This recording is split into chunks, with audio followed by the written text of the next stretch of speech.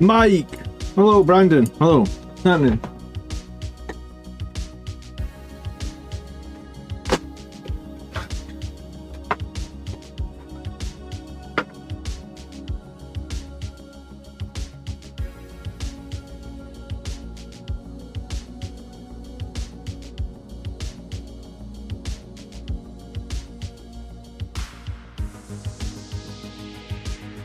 What's up, boss? Good afternoon, Deadpool. Hello, Gary. Hello, Andrew. Hello, Richard. Good morning. Good afternoon. I'm off work Wednesday, Thursday, Friday this week. I need a bit of a recharge. I've apparently got assault intercessors to paint, so I've got more than that to paint. Finished making Astroth the other night. It's a cool model. I was actually thinking I was going to spray him this morning, but it's raining like all hell in Scotland. So, he's the only model I've built from the new box, actually. He looks very cool. So I'm going to spray him black. I bought some new black spray paint yesterday. I just noticed a little bit of... I think I must have failed to trim that properly. Oh no, it's just a bit of a shaving or something.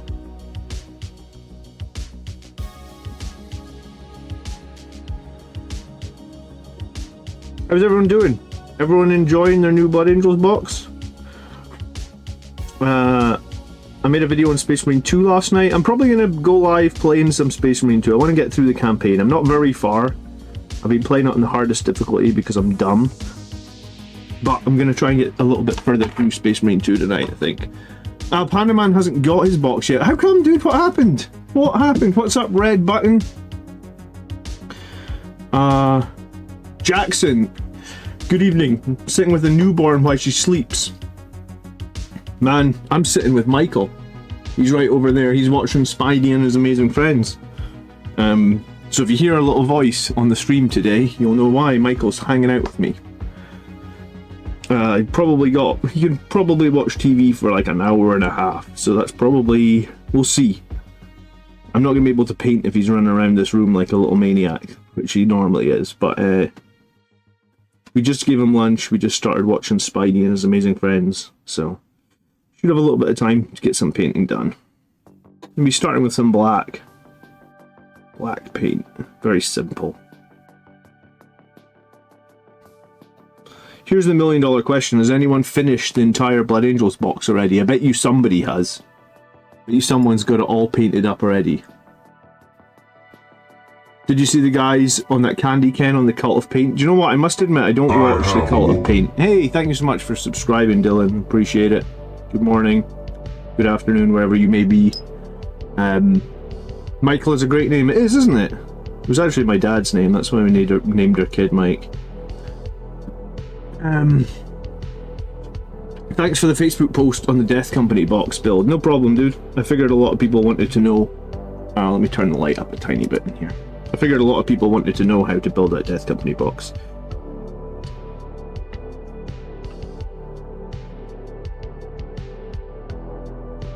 So I've had these Assault Intercessors for a little while, and I actually played them at a tournament where that was like, they were basically minimum 3 colours. And I really like the Assault Intercessor jump packs. Hey, thank you so much, Deadpool, for subscribing. I think they're a really strong unit for Blood Angels, especially for the points cost.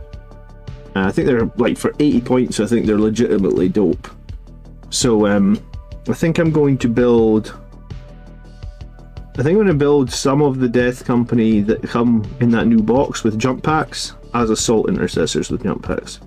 Because I'm still going to use Firstborn Death Company models for a little while. So I'm probably going to build like a few Death Company with Eviscerators. I'm probably going to try and get that done this week as well. So I'll build a couple of Death Company with Eviscerators. I think I'm going to build at least one more squad of Jump Intercessors. Just because most of my lists at the moment seem to always include multiple squads of Jump Intercessors. I've only got one squad. The second squad I'm playing at the moment I'm proxying with Assault Marines from like, you know, Firstborn Marines or whatever you call them.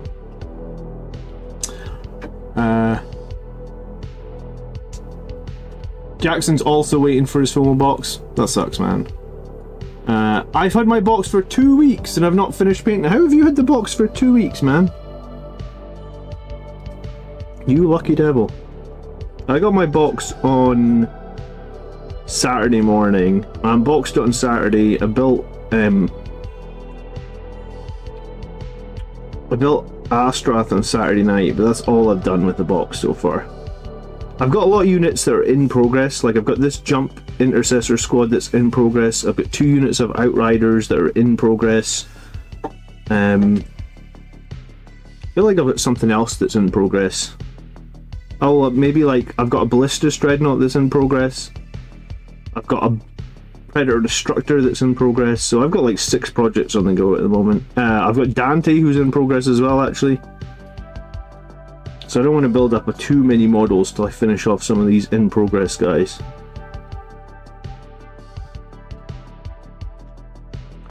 You finished? Oh, I did build one of the Brutalis Dreadnoughts. Yes, sorry. So I built a Brutalis Dreadnought, and I sprayed it. Oh, and you know what? I built that Captain as well. So yeah, I've got way too many projects in progress at the moment. So I need to actually finish something. The Outriders are probably the furthest on, and I do use Outriders in all my lists. So I'm probably going to spend the next little while finishing up Outriders, finishing up some Jump Assault Intercessors. Then I was going to say maybe I'll actually finish that Ballistus Dreadnought. I use the Ballistus Dreadnought in a lot of do you know what? I've got a Repulsor that's in progress. I've got too much stuff in progress. Quite a few people are waiting on their box. What? Gonna do exactly what I'm doing. Gonna build out Eviscerators to finish off old models. Yeah, I think that's the safest way, right? Like, so then I've got some of the actual Eviscerator guys to mix in with my Firstborn Death Company. So yeah, I guess that's the next thing I should do. I should build... I think I'm only going to run 10 Death Company in my list. The list I won the GT with actually only had 10 Death Company as well, so I guess like I'm a 10 Death Company type player. I don't go super heavy on Death Company. What are you saying, Mikey? Did you finish all your lunch? Well done. So yeah, I'm only a 10 Death Company player. So I think if I do the 2 Eviscerator models, then that'll kind of round out my Death Company quite nicely, I think. So that's probably going to be my plan. I'll build 2 Eviscerator models, probably spray them black, the same... Michael, don't knock the desk while I'm leaning on it to paint, okay? So don't swing around in that chair, please. So, yeah, I'll spray them all black. I bought some new black spray paint yesterday.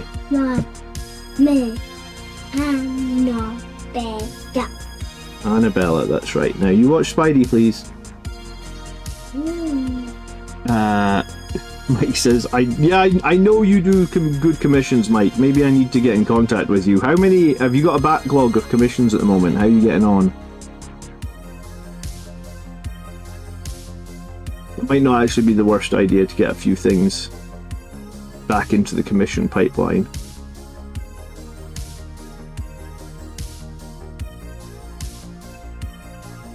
You know, I need a second Impulsor, actually. I'm convinced that Blood Angels are going to be... I'm convinced Impulsors are going to be meta.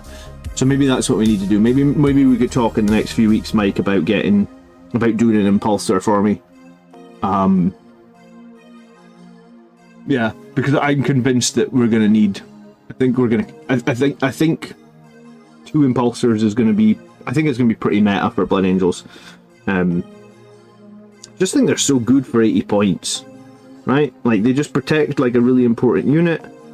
And also, once the important unit comes out, no one wants to shoot the Impulsor, so the Impulsor just hangs around doing stuff like actions, or... It's quite good for actions like Sabotage as well, you know, like the Sabotage action where you have to actually survive through your opponent's turn. Well, Impulsors are pretty good at surviving, especially when nobody wants to waste a lot of resources to kill them, right? So, yeah, maybe we need to do an Impulsor, Mike. Maybe I'll speak to you about doing a commission. Maximus is playing 30 Death Company tonight against a Blood Angels player. Wow. Alright, let us know, Maximus, how you get on with 30 Death Company. Yeah. So are they all with jump packs?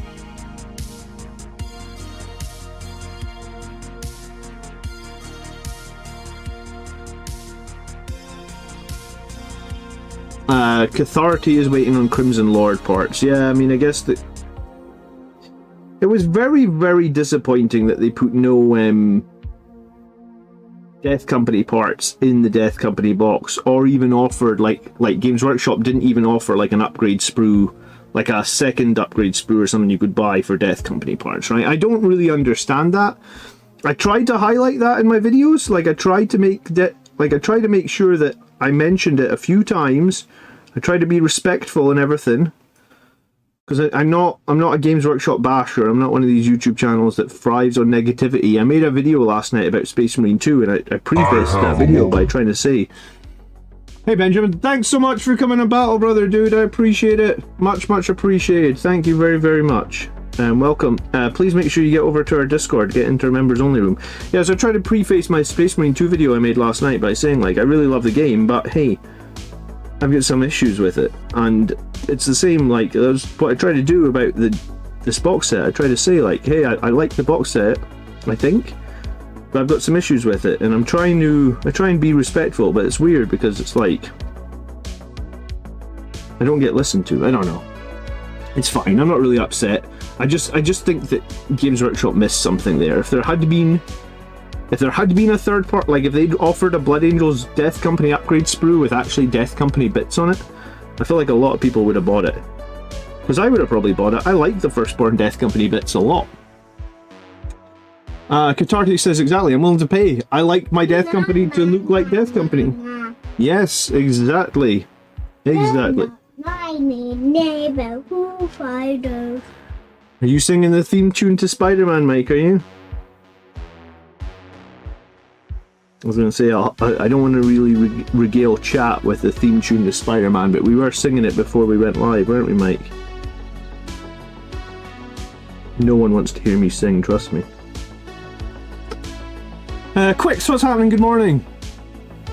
It's a shame the new upgrade sprue is good. I like it, but man, it'd be better if we had the Death Company in one as well. See, I don't like it because there is no Death Company stuff on it.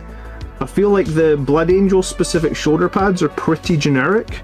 Like if you go back to like the Firstborn upgrade sprue, the Blood Angel specific shoulder pads were way less generic. And that's the weird thing, is they've obviously got those models, they've obviously got those files, or how, I don't exactly know how they do it. But they've got those sculpts, so there's almost no reason they couldn't have the cooler shoulder pads. I see no reason for it. And then yeah, the Death Company part is a big weird one for me as well, because it's like they call on the front of the box it says like the Black Rage box, and I was like, but there's no friggin' Death Company bits. I don't know, man.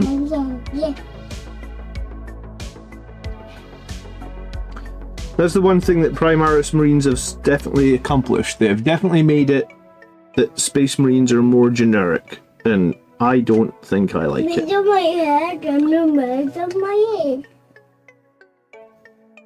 So I try and keep the dream alive by using third-party bits.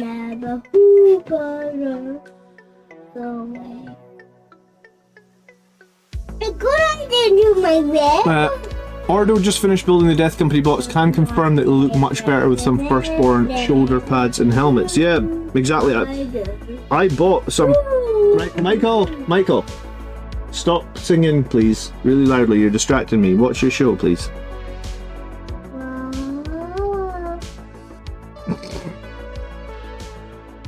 I was going to say, when you ask a 2-year-old to do something, they literally do it for 2 seconds. Yeah, I bought some first-party Death Company bits on eBay because I was like, I would have bought more, but I think they were kind of starting to sell out, and also some of the first-party bits on eBay were getting very expensive. Like I noticed, what was it? I noticed like Sangreguard wings. 5 sets of Sangreguard wings went for like 20 bucks. They almost went for as much as the entire box set of Sangreguard. So like people were starting to realize that like these new Primaris sprues don't have all the upgrades and stuff that they want. So as such, they're starting to just snap up everything on eBay. Afternoon, Volcar, how you doing? It's cute when he sings. Is that Spidey song sung by Fallout Boy, is it? I did not know that. He loves that show. Spider-Man is definitely his favourite Avenger.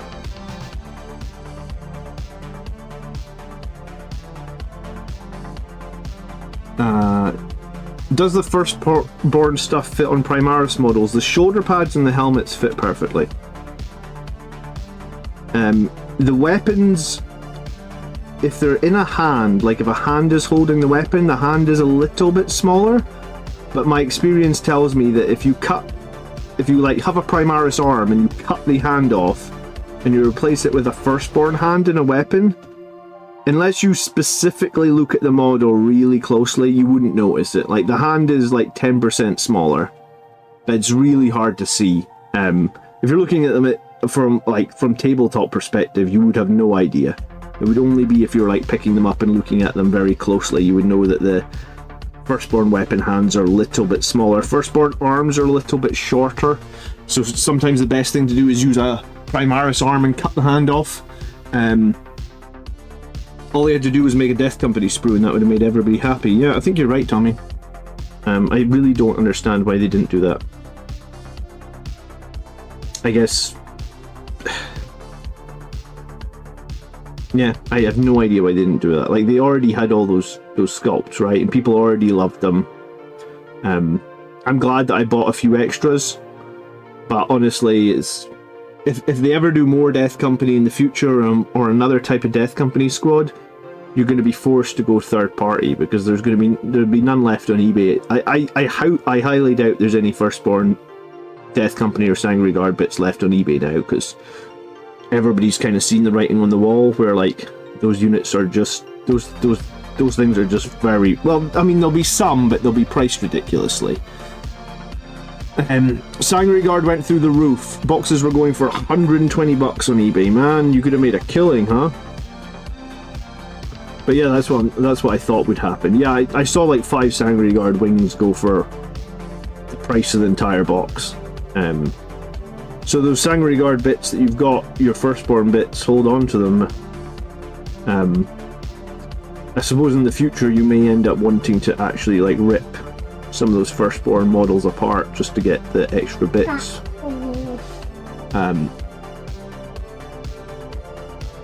This is my strong hand. Yeah, it doesn't look too bad. Trust me. I remember that bit from Scary Movie. It's if you're at any distance from it, you wouldn't really notice that they have a smaller hand.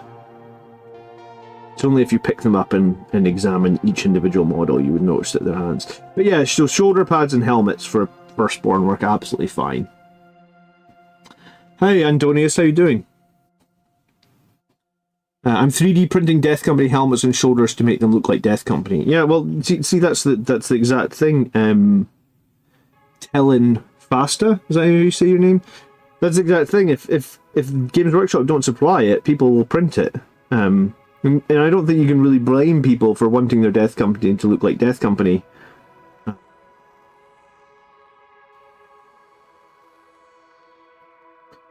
I think I did this squad of jump assault intercessors. You see them? I did all of them with beak heads, and that was something else that I was thinking about. Is like, if you go all the way back, Death Company did used to have some guys that have the beak heads. I know the beak heads are maybe a bit of a... I wouldn't say they're a contentious issue. Some people don't like the beak heads, some people like them. I've always liked them. I've always thought they're kind of iconic. So, I want to build some of my Primar... So I want to... might even build the guys that have the Eviscerators. Or at least one of them with a beak head, right?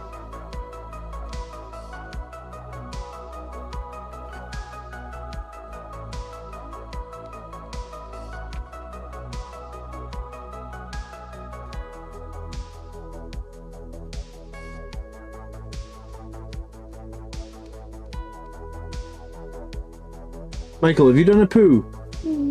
Tell me the truth. I don't want to say it. You don't want me to say it, but I can smell it. Have you done a poo? Tell me the truth, please. You did do it, okay. Alright guys, we're gonna have a break while I remove the smell of poo from my room.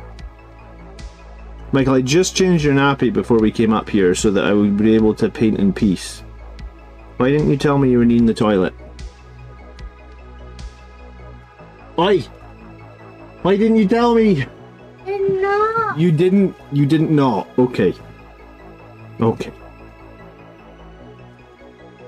Kids, man. Yeah. Have kids, they said. Oh, Michael, I'm gonna have to go, guys, because that is one smelly poo. I will be back in a minute. Right, come on, Mikey. Oh. Yes! Oh. Michael, I can smell it! It's stinking! Oh. Yeah! You did too, do a poo! Alright, let me have a look. If that's not a poo, that's the stinkiest fart you've ever done. There's a poo in there, you fibber! There is a poo in there!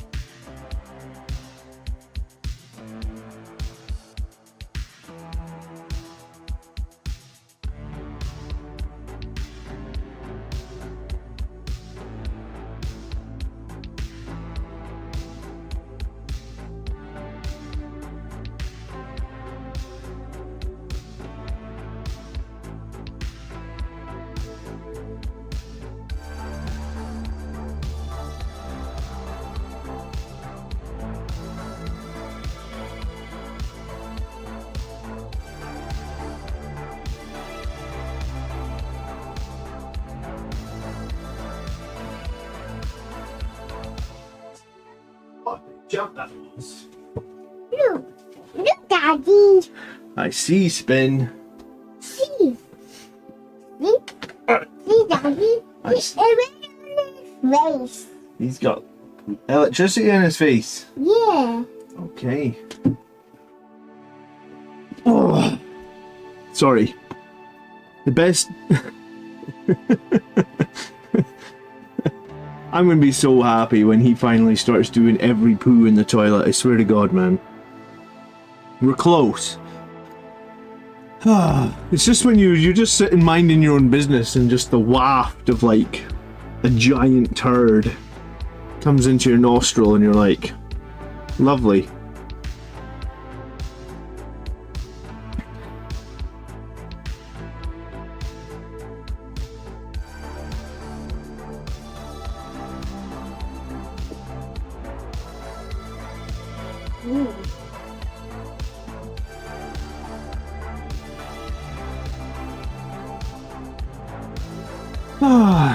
Yeah, they say they do save up. He's going through a phase where when he's done the toilet, he adamantly tells you that he hasn't done it. And he'll say that he hasn't done it over and over and over, and you're like, Michael, you know, you're stinking out the entire room. I think you've definitely done it.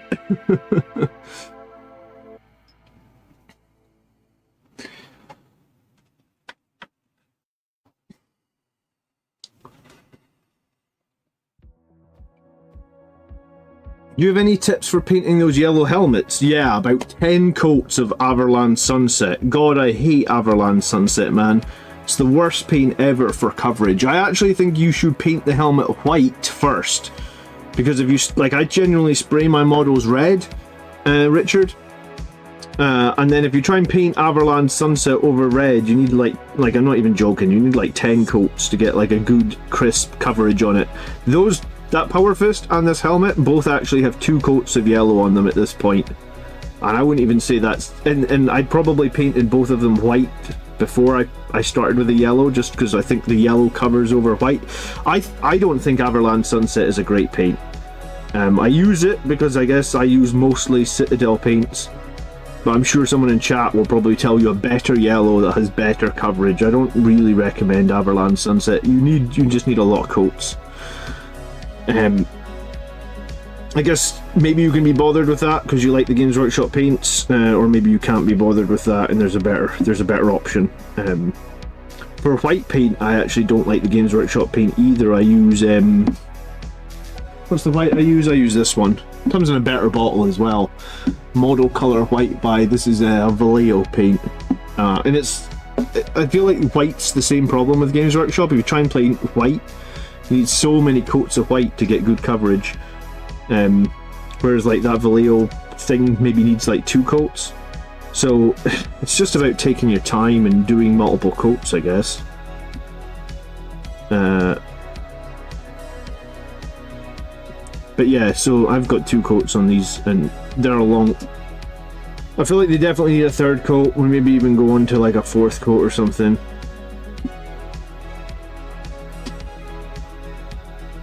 I could probably be quicker. I'm like the slowest painter ever, and then I don't use the best tools. So I'm very much stuck in my ways though. Like I just like to go with what I know. And that probably holds me back. I actually bought like a new contrast paint yesterday. Because I was thinking I was finally going to get round to doing those Thousand Suns that I bought ages ago, and if I'm going to do them, I'm just going to slap contrast all over them. I'm not going to... I think if I tried to paint the army, it'd take me forever. So I think I'm just going to slap contrast. So I bought like a... It's a paint I haven't bought before. It was called... Pterodon Turquoise. I have no idea what it'll look like, but I'm going to slap it all the hell over the Thousand Suns that I've got and see what it ends up doing.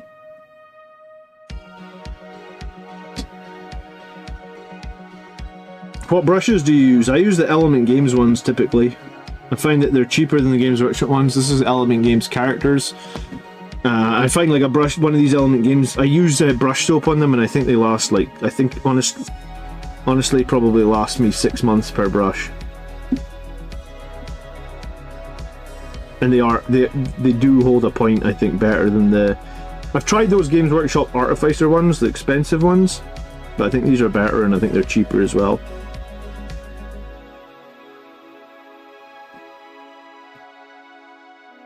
I'm very much a battle-ready painter. I wouldn't call myself a professional painter at all, or by any shape of the means. What about? Yeah, that's right, Michael. A battle-ready painter. I have 2 storm speeders to build. You only need to magnetize like the las cannon that's like in the main chassis, and you can have like 2 variants for that storm speeder, right? But nobody runs the storm speeder that has the bolters on it anyway. So I feel like you can build both variants of the missile one with like 1 magnet. So I think it's the Thunderstrike. The Thunderstrike is the one that was the most popular anyway in terms of competitive play. It's a little bit too expensive points-wise right now, and as such we don't see it very often, but it was the best one, I think.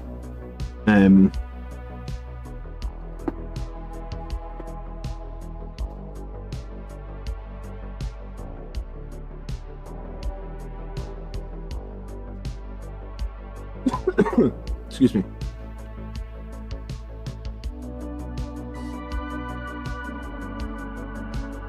Yeah, you'd hate painting Thousand Suns. Yeah, that's why I'm thinking I would just I don't think I would ever hate painting, man. I just think I'm slow at painting. I think there's a difference. Like, I feel very accomplished when I finish models, and I enjoy the process of having the models finished and how they look and having my army look good.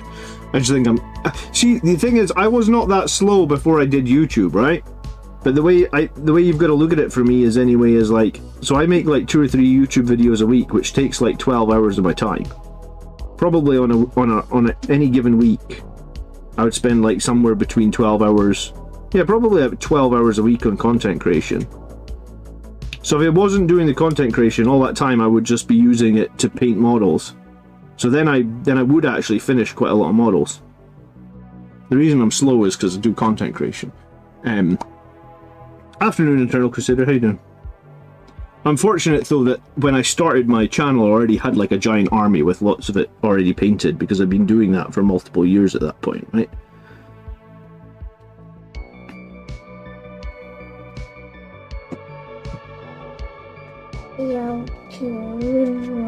Whoa, whoa. What are you doing, Mike?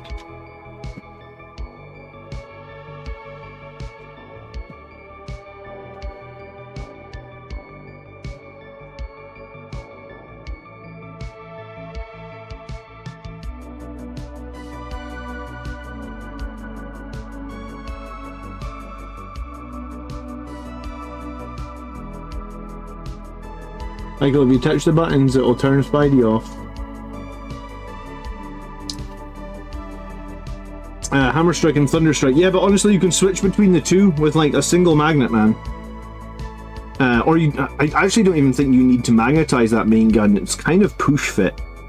I put a magnet in on mine, but honestly, I don't even know if it really needs it. So you can probably build both the hammer. You can probably build both variants. So it's good to have options, because you never know what Games Workshop are going to do in terms of changing the rules. So if it's a case of like you don't glue one of the guns and they're kind of push fit and you can just paint both guns, that's what I would do. But yeah, the Thunderstrike was the one that actually got some amount of competitive play. It got enough competitive play where Games Workshop nerfed it into oblivion. That's usually what they do. They always say on their streams, like, oh, we don't like nerfing anything into oblivion, but they nerf stuff until nobody plays it, so what's the difference? Desolation Marines are the key example, because they around the time they nerfed the Desolation Marines, they said something like, oh, we don't like it when we release new models and then no one plays them, and I was like, right, well, look at the damn Desolation Marines, nobody's played them since, like, the first week of 10th edition? I don't know.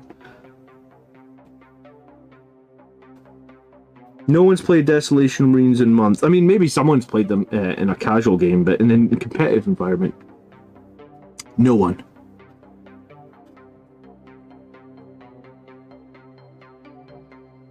I mean, how often are you changing it though, Mike, right? I mean, magnets are better, I suppose.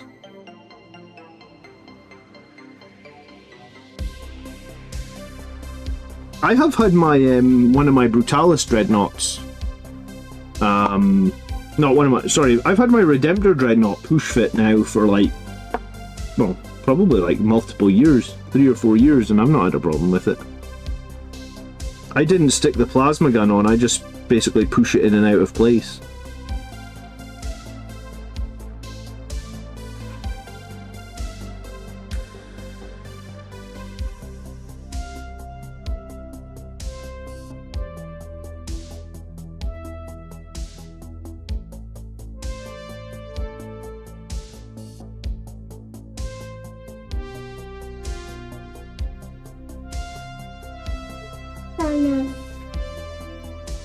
They didn't want to rewrite the rules to the Desolation Marines. Yeah, indirect fire is a bad mechanic, but you know what? Indirect fire has been nerfed multiple times, I think, since the Desolation Marines got nerfed, so I think that they could probably drop the points on Desolation Marines and people wouldn't pick them up.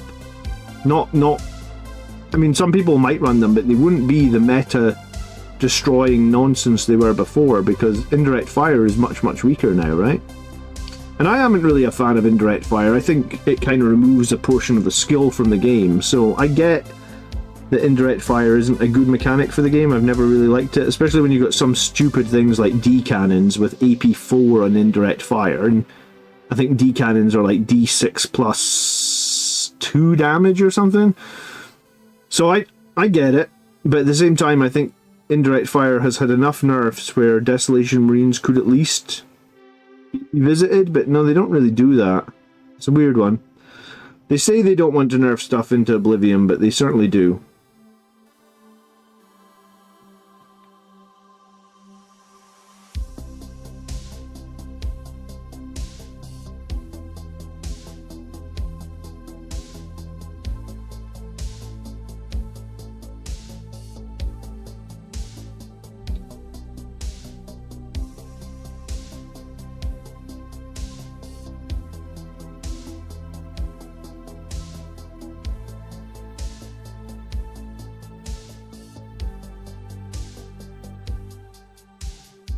The yellow contrast paints are pretty good, says Sonic Wingnut. I must admit I haven't used the yellow contrast paints. I literally bought my second contrast paint yesterday, which is this one. The only other one I've got is the Blood Angels red one.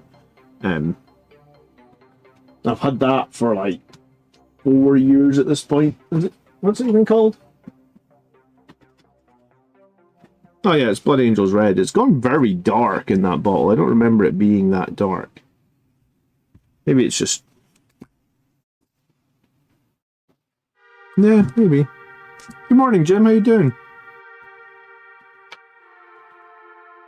Michael, are you watching Spidey or are you playing? No. No! What are you doing? Let me help you.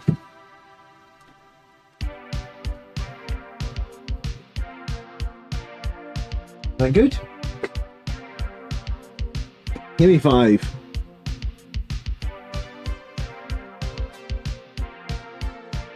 Up high. Down low.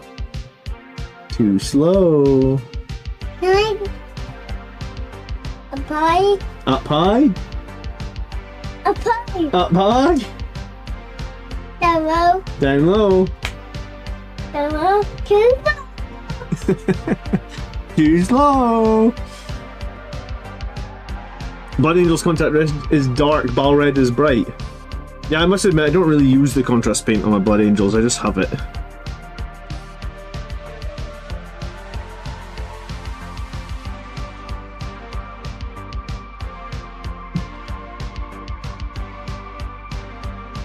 The Imperial Fist contrast yellow is good.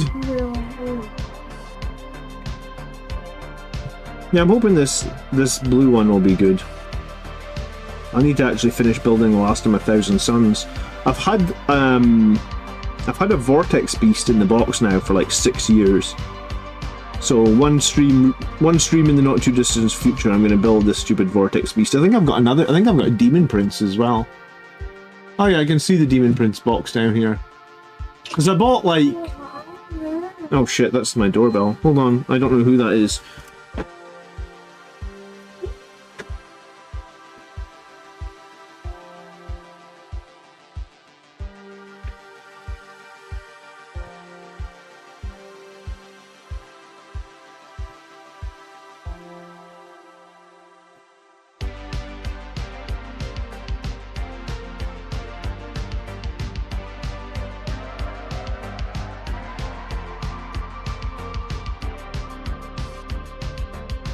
Yeah, I bought like 1,000 points of 1,000 Suns. And then managed to build like 4 Rubric Marines and then leave the rest of them in the box for like 7 years. It's good, isn't it? Imperial Fist Orange. Is that a paint? Or are you trolling, Andonius? I don't know, I'm very stuck in my ways. I still use all the Blood Angels paints that I've used for years.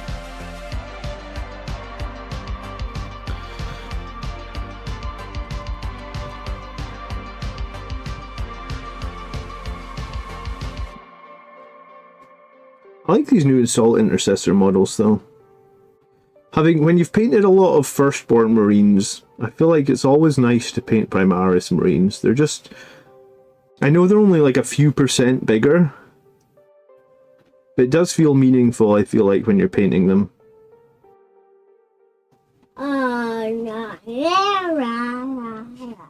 I'm kind of looking forward to having some new Sangreguard to paint. I'm only gonna do 3 or 6, I think. Just because I've got so many existing Sangreguard. And I'm either going to sell... Michael. Shh. I'm either going to sell some Sangreguard.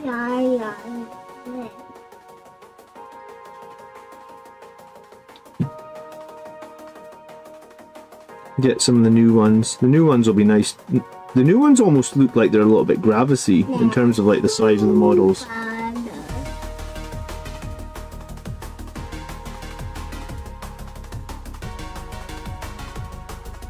What's the red that I use in the Marines? I spray them white, right? Like Korax white, or is it used to be called Skull white? Basically I spray them white first.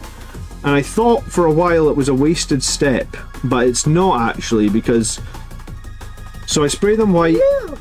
You see my model? That's your Space Marine, isn't it? That's the one we've been painting together with you, isn't it? He's got a wobbly head. Yeah, so I spray them white, which is actually a critical step of my process of having them so bright. Because one time I was building 3 Outriders and I didn't spray them white, and then they looked more dull than everything else in my army, and I was like, God damn it, I'm gonna have to go and spray them white and start over. And I did actually spray them white and start over. So I spray them white, and then I spray them with then I spray them with Mephiston Red, or at the moment I'm actually using the Colour Forge spray, which is called Sanguine Red. It's basically, it's a colour match for the Mephiston Red, it's just cheaper. You get a bigger bottle and it costs less, or a bigger can, sorry, and it costs less. So spray them white, then I spray them Mephiston Red or Sanguine Red if you're using Colour Forge. And then I actually give them 2 coats of Evil Sun Scarlet, so that's where I start. That's like, this model right now doesn't have any washes or anything like that, but the red is basically 4 layers to get there. So white, Mephiston Red, then 2 coats of Evil Sun Scarlet. This is probably one of the reasons as well it takes me a long time to get new models completed, because basically I have to do 4 coats of paint before it... It's dry. Yeah, that's your model. It's dry. I don't know what you're saying, but... It's dry. It's dry. Oh yeah, it's dry because we painted it the other day. It's all dry now. Yeah. Yeah? So do we need to paint it again at some point? Will we put some more paint on him? Yeah. Okay, maybe later today we can do some more paint on your model. Maybe today. Yeah, that's right, Michael. Maybe later. Maybe later.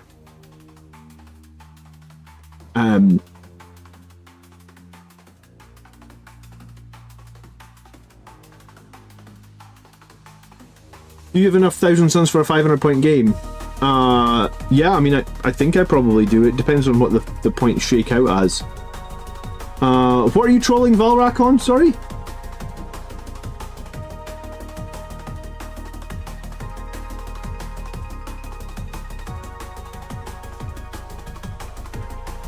I'm getting the Combat Patrol for 6 Sangreguard and then that's it, says Eternal Crusader. I'm thinking the same, Eternal Crusader, because the Combat Patrol is the new Blood Angels captain in it. And I feel like you probably need that new captain, and if you were going to buy some Sangreguard, it basically means you would get 10 Assault Intercessors for free, which you could either sell on eBay, or I mean, I might actually sell some Assault Intercessors on eBay because I'm getting to a point where I have a ridiculous amount of Assault Intercessors. But yeah, I feel like you could sell some Assault Intercessors on eBay, or if you get some jump packs for them, you can make more Jump Intercessors, and I keep going on about how good Jump Intercessors are. I think they're one of the best 5-man units that we can field in the game, and I think a lot of the wins that I've had recently, you can definitely say some of the wins have been a byproduct of good Jump Intercessor play. Halford's Red Primer could cut it down a bit. Do you know what? The Colour Forge spray is very good value, I think. Because I think Games Workshop you're like £12, and you get 400 mils. So I think the Colour Forge you get 500 mils and you're like £10. So it's 25% bigger cans and it's 25% cheaper. So that doesn't actually mean it's 50% cheaper, because 25 up and 25 down are more like 40% overall. But yeah, so if you can get hold of the Colourforge cans, I recommend them. I haven't had any bad experiences with them, and I've basically switched a bunch of my spray canning or spray painting to Colourforge now. And I mean, if I go into the store and they have the Colourforge, I'll always buy them. If they don't have the Colourforge, I will reluctantly pay the extra money to buy the Games Workshop stuff if I need the spray, you know?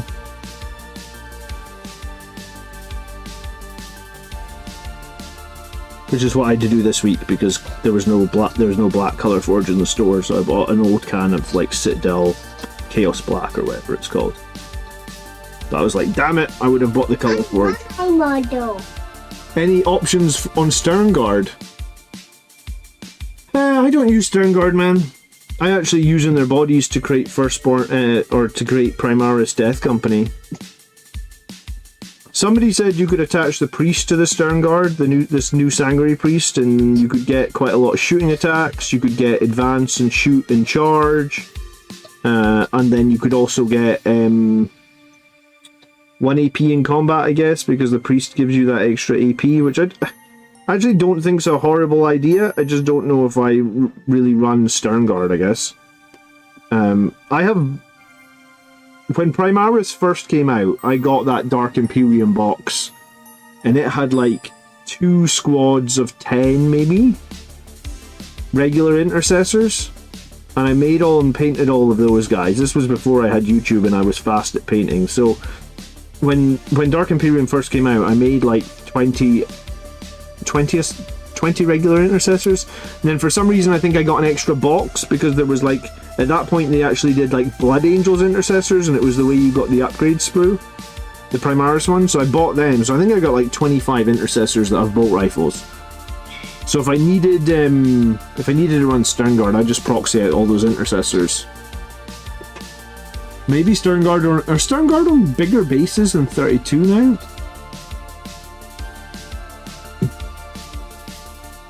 Red Covenant says the Colourforge stuff is great. Colourforge have 3 for £30 on their website. Well then that's great, honestly. I can recommend... I actually did a video comparing Colourforge paints. Probably did it like last summer, actually, because I obviously spray outside, and I think I would remember spraying in the garden on a nice sunny day. But if you search Blood Angels Commander Colourforge, I think I made a video like reviewing their paint, or at least some of the colours that I... Basically, like... I've said it before in my stream, I'm trying to afford to take my kids to Disneyland, and that stuff, Disneyland's friggin' expensive these days. So anywhere I can save a buck, I will save a buck, 100%. That's why I buy my like Blood Angels box from Element Games, because it's like 25 bucks cheaper than buying it from Games Workshop. I understand I might get unlucky and not get it on the day, but like it's 25 bucks, and if you're trying to take kids to Disneyland, you need a lot of money. So yeah, I'll try anything, and if I think it's just as good and it's the same price, I'll recommend it to you guys. There's something also, apparently Scottish people are supposed to be really tight with their wallets. They are actually on 32mm bases. Well, there you go. Yeah, I would just... I think you probably can run a squad of Sternguard, and I think they're better now than they were before, right? I think I agree though. I think I would give them the priest, because I think Blood Angels units with no AP are usually a little bit underwhelming. So I guess the priest giving them 1 point of AP might actually mean that like they're a little bit of a threat in melee at that point.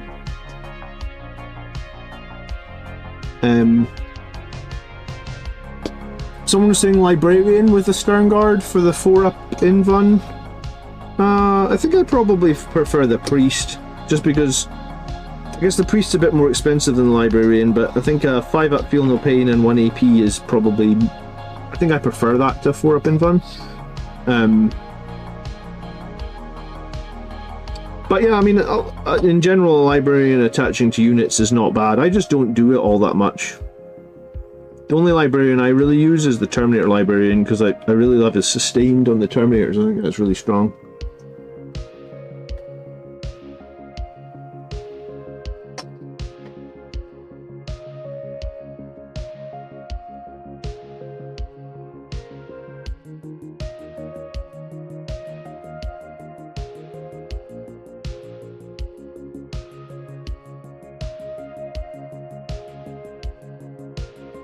I'm considering putting 32mm on my company heroes and putting the base extenders on them to use them as both.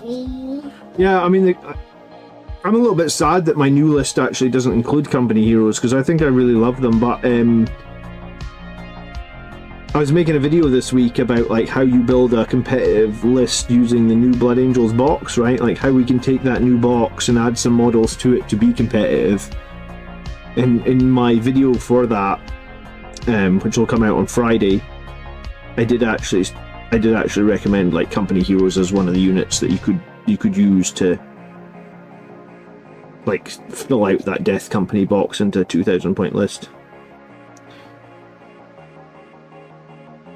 I've converted a couple of people to company heroes as well, because the guy that was on my channel, Garen, who I played at the GT, he was saying that he was trying to squad a company heroes with his Space Wolves now, because he saw how durable they were and how useful they were when I was running them. So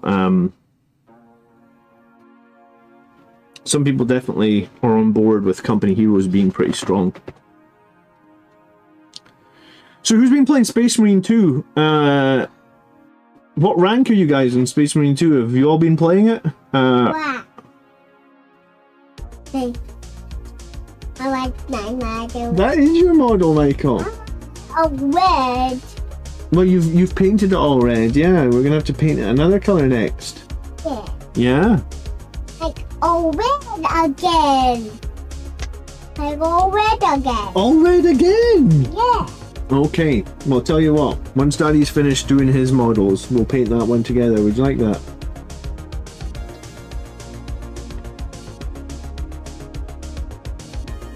I bought and painted some company heroes for my Dark Angels, and the Codex released and Azrael can't join them. Oh man, I hate when they do stuff like that. It makes no sense. That's the one thing that they dropped the ball, I think. The joining of models in 10th edition is better than the aura, because in 9th edition we just had auras everywhere. I think the joining is better. I think there's got to be a more consistent or better way on the joining stuff. Yeah, the boy would be proud. 2 thin coats.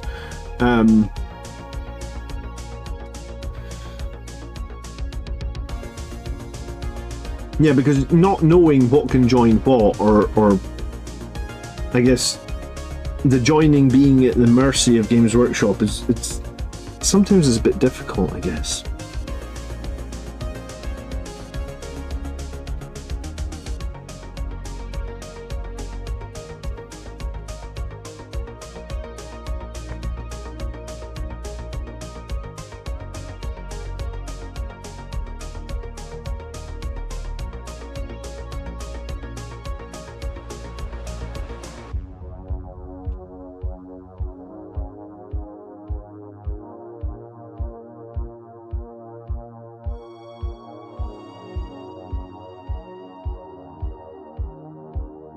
I really hope Mephiston was going to be able to join the Blade Guard in the new Blood Angels Codex, honestly.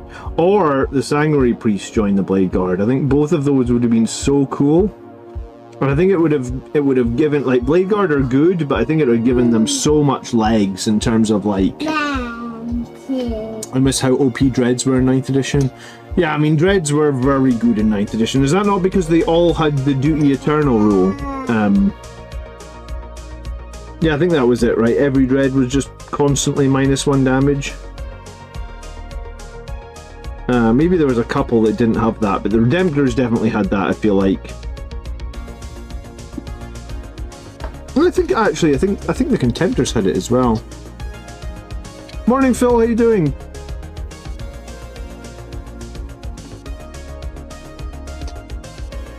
No, yoga.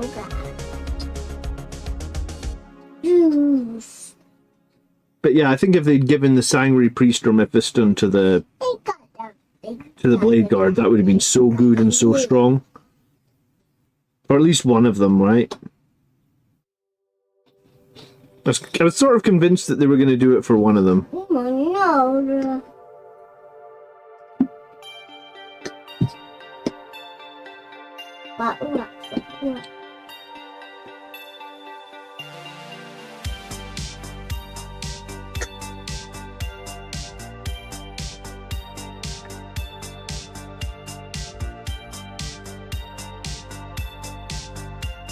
Only put some more on the right leg.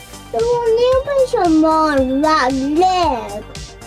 We need to put some more paint on that leg. Yeah. Okay. How do you decide which unit is what company?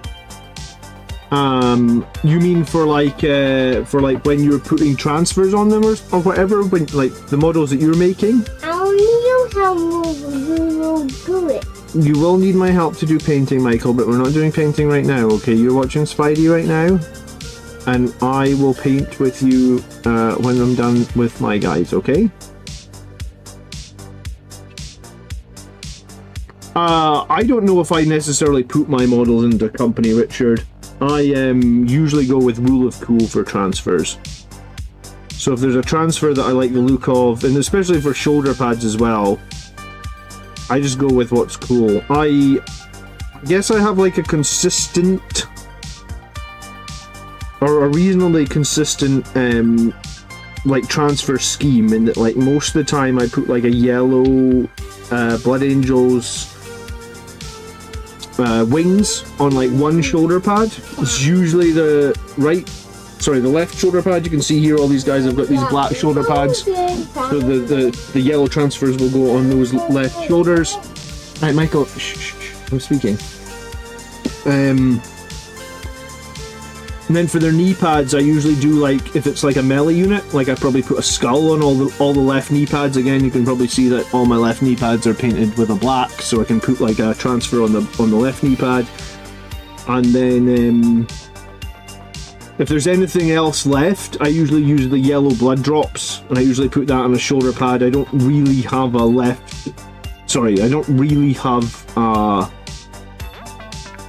a scheme for that so much, in that like I know some people use the green blood drops, and I know some people use, is there another color? I think there's another color in the transfer sheets, but I don't really, I guess my whole army is kind of like second company. If I remember correctly, second company have yellow blood drops, and I genuinely use those, and it's mainly because they're the ones that I probably thought looked coolest, as opposed to anything beyond that. So yeah, I don't know if my army necessarily follows any sort of specific Blood Angels company or detachment. I just go with what I like the look of at the time, maybe.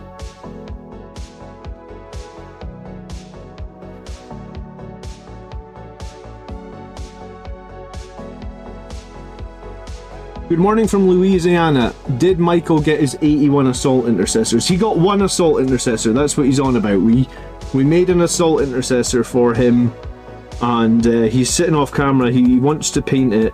He wants another coat of red on it, don't you? Do you need help with your headphones, Mike?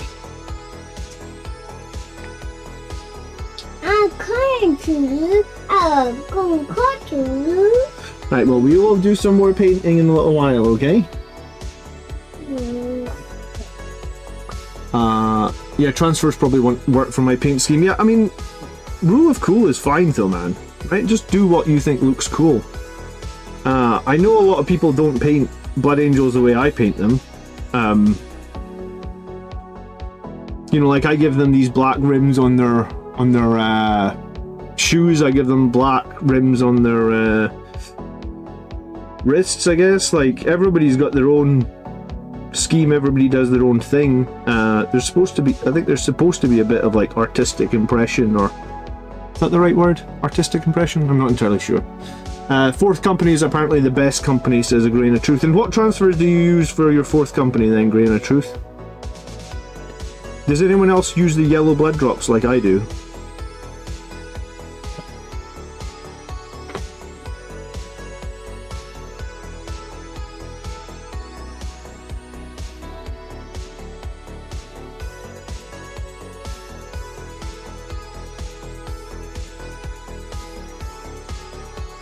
Yeah, I guess, like, I really don't, like I said, like, I'll put something on their knee pads.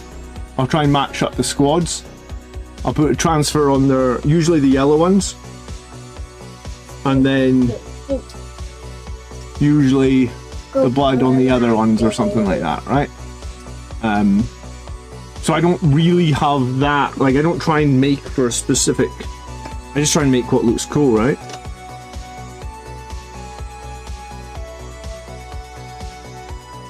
I actually have no idea what the yellow bud drops are, man. I just use them. I think they look nice. Good morning, by the way, Alex.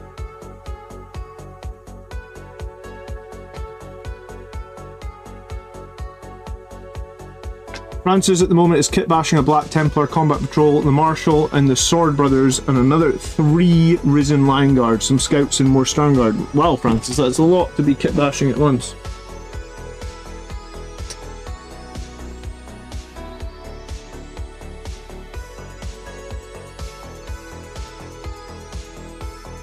We got like 65 people in the chat. We got 28 likes on the stream. If you get 1 second, I would really appreciate it if you could press the like button. It always does really help me out. The YouTube algorithm these days really prioritizes videos that get likes. So yeah, if you wouldn't mind hitting like at some point, I'd appreciate it.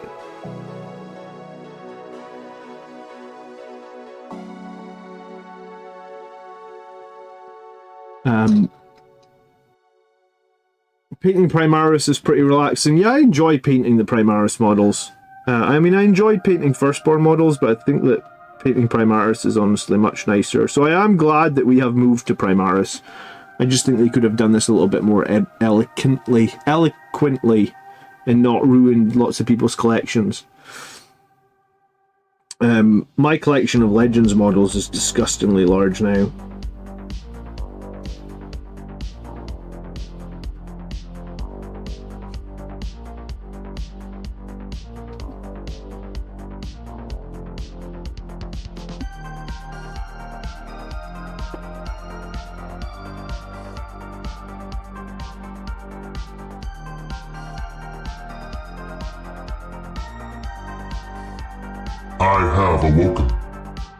Volcar! Thank you so much for becoming a battle brother, dude. That means a lot to me. I appreciate it. You've been watching for a while, so it's always nice to see someone that's been watching for a little while become a member. Dude, please come over to our members only room in Discord. Hello, Mr. Kazumi. I missed the details of Firstborn. Yeah, I mean, I get what you're saying, Mike. I guess that's... Sorry, not Mike, Phil. I guess that's why we have to try and, I guess that's why we have to try and get, like, third-party pieces now, or we have to... I will do all I can to pressure Games Workshop to basically ask them, like if they release new Blood Angels models and they don't have the flavour that I want to see for Blood Angels, I will 100% call it out. And I will not stop doing that because I feel like I'm entitled to my opinion and I'm allowed to call it out. I could be wrong. You know, like I made a video about Space Marine 2 last night about the PvP. And someone basically said, like, I don't know what I'm talking about. And I'm totally fine with that, right? Like, I'm allowed to be wrong. It's my opinion. And my opinion is not infallible or perfect. But I feel like I'm entitled to give my opinion. If my opinion is that we're missing, like, certain, you know, if we're missing the detail of the Firstborn, as you say, Phil, I feel like I will do whatever I can to highlight that. Maybe at one point, I've heard that Games Workshop talk to content creators when you have 40,000 subscribers. So maybe one point, many years from now, if I reach 40,000 subscribers, I'll keep making noise and we'll get that Blood Angels Death Company upgrade sprue that we're all desperate to get. I'm a sucker for kit bashes, says Phil, so this FOMO box is going to be fun. Yeah, that's kind of why I took some days off this week, man. I was needing a little bit of a break from work anyway, but I thought to myself, like, if I take a few days off, I will do some painting, I'll do some streaming. I would like to get a little bit further in Space Marine 2 because I have been really enjoying that, and I very rare, like with the kids, I never get to complete a video game. Never's a lie. I complete a video game once every 6 months or something. So I thought, like, maybe if I've got some time off, I could get a little bit further into Space Marine 2 when it comes out and not be miles behind everybody else.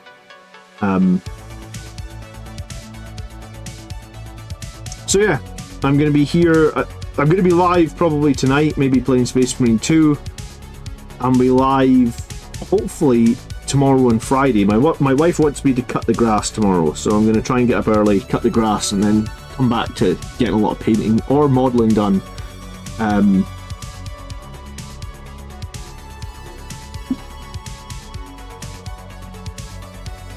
We have to get creative, says David. I think you're right, David. And that's why there was a lot of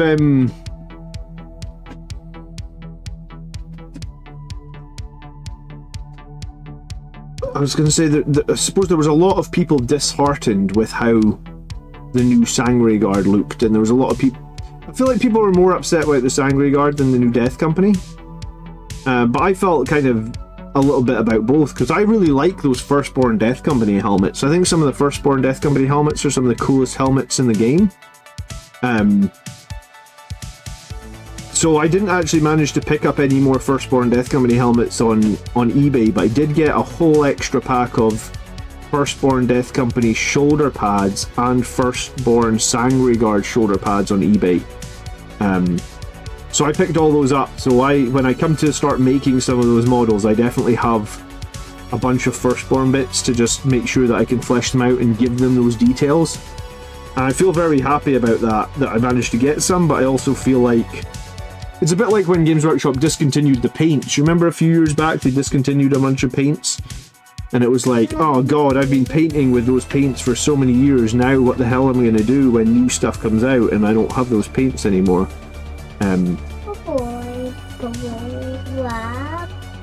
So it feels a little bit like that. It's like you're just going to have to make do with what you've got, and there's not much else you can do about it, right?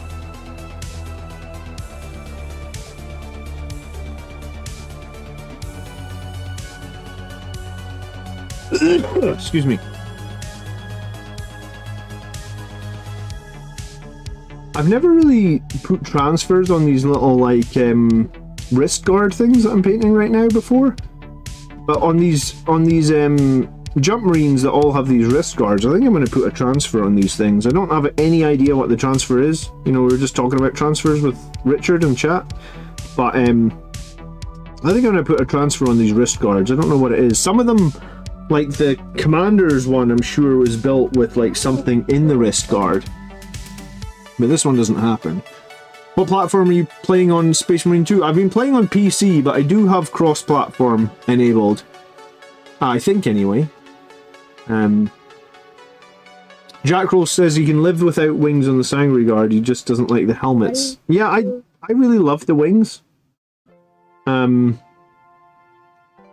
I agree, I don't really like the new helmets either, so it's like a double whammy, right? It's like losing the wings kind of sucks, and then no helmets, or the helmets kind of suck as well.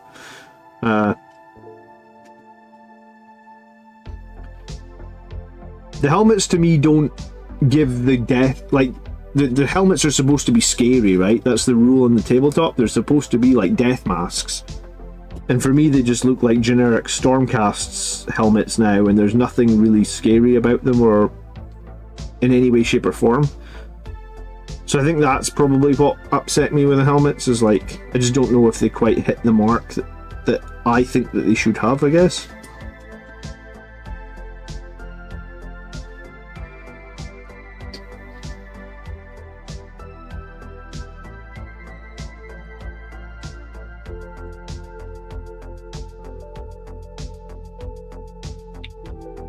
Take this with a huge grain of salt, but my local store manager said GW are bringing out a Sangre Guard upgrade sprue with wings, says Anton.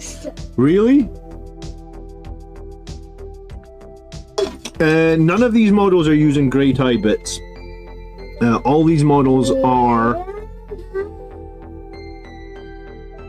Well, I mean, there's assault intercessors in here, and there's some, like, Death Company bits on them.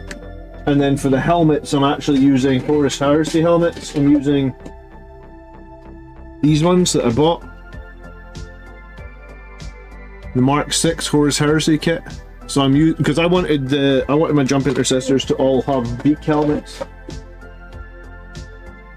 So like, if you like beak helmets, then these firstborn ones, I think they're fine. They fit totally fine on the Primaris models. But yeah, they're Horus Heresy bits. I don't often buy Horus Heresy bits, but they sold 11 beak helmets, and I love them. Jump intercessors for me, or the old. On it. There's something on there. Yeah, it's a purity seal, Michael. I want it off. You want this purity seal off? Well, it's stuck on there. I don't think you can take it off, mister. I don't need it. I'll keep it. You need a sticker. I will. So I can get it off. So you can get his purity seal off. Well, it's a bit of plastic, and it's stuck on there pretty good, Michael, so I think it's stuck. You know what, Michael? Would you like to play with the big Space Marine? Let me take the sword away so you don't, like, stab yourself with it. Okay? Would you like to hold the big Space Marine? Yeah. Yeah. But it's so big. It is big, and what's it called? Look. What's it called? Can you say Space Marine? I mean. There you go, you can hold them. What do you say? What's your manners? Thank you. Thank you, goodbye. Greetings from Brazil. Hello, Nightcrawler, how you doing?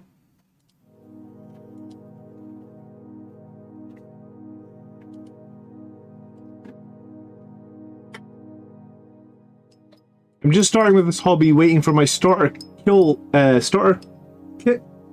team to arrive. Any tips for a beginner? I've actually got a giant video coming out on Friday all about. Yeah, there's a giant video coming out on Friday all about starting Blood Angels. That's the video that I've been working on this week. Beyond that, what tips are you looking for? It's kind of a broad question, man. There's quite a lot of parts of the hobby, right? There's the modeling, there's the painting, there's the narrative play, there's the competitive play. Tips is a very, very, very general question.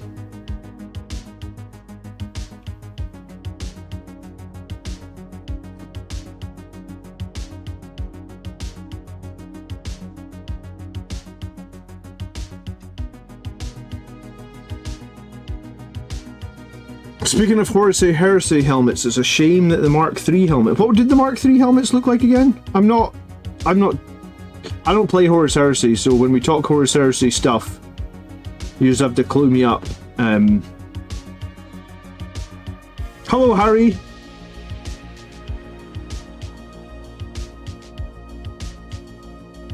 My son is mad about Blood Angels after playing Space Marine 2. He wants to swap from Ultramarines. I love hearing that people want to leave Ultramarines and join a real Space Marine faction. I hope Marius is not in chat because that'll really upset Marius, but I love hearing about that. Tips: don't use a 30-year-old kitchen knife to clean mold lines off your models. How dare you, Alex? Model, so I can paint it. Right, I'm not going to be painting your model right now, okay?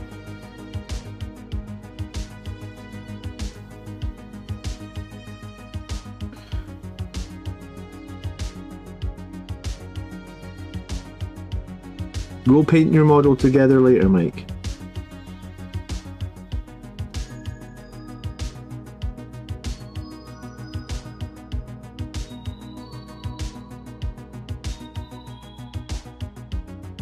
Mark III are the plough-fronted helmets with slits. Plough-fronted ones. Do you know the helmets that I like at the moment? It's actually in Space Marine 2, is the helmet that like the Blade Guard wear. That's more like, I guess in a way it's a bit like a Black Templar style helmet. They used to use those in the Death Company as well. They're more like helmets from like the Dark Ages of like humankind, you know, like a knight's helmet. I really like those ones actually. It's a pity we didn't get any of those in that new Death Company box. I don't understand the logic of that new Death Company box though. Yeah, it's like it's a weird one. It's like what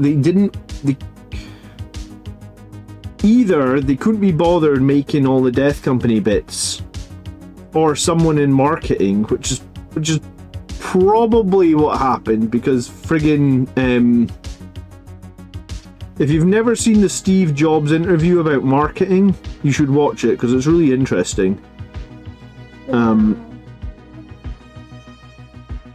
Basically, what ends up happening in these big companies is the people in marketing that drive the sales get to make some of the big decisions, and then eventually you have the company being run by the people in marketing because they're the ones that can make all the money. And that's possibly what happened here, and it's annoying because I feel like Death Company had so much flavor, Sangregard had so much flavor, and we've traded a lot of it away for not very much at all, I guess.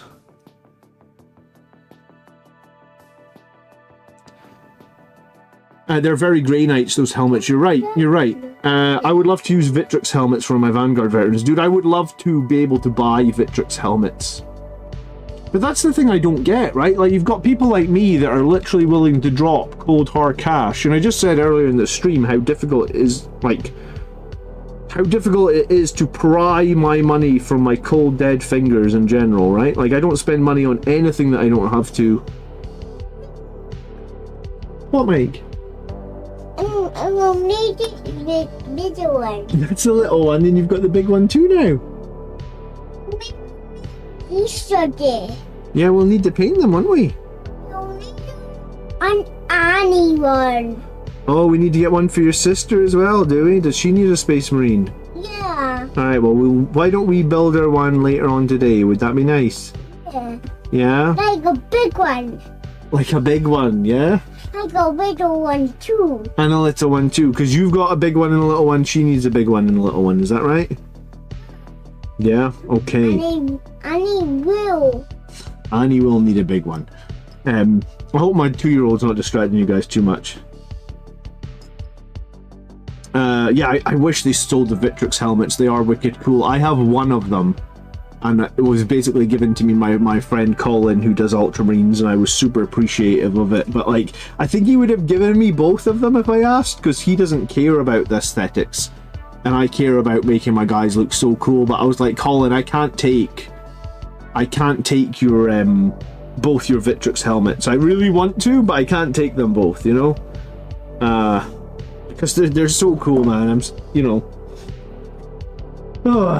what it is, I guess. Oh, you get one. Annie like that big one.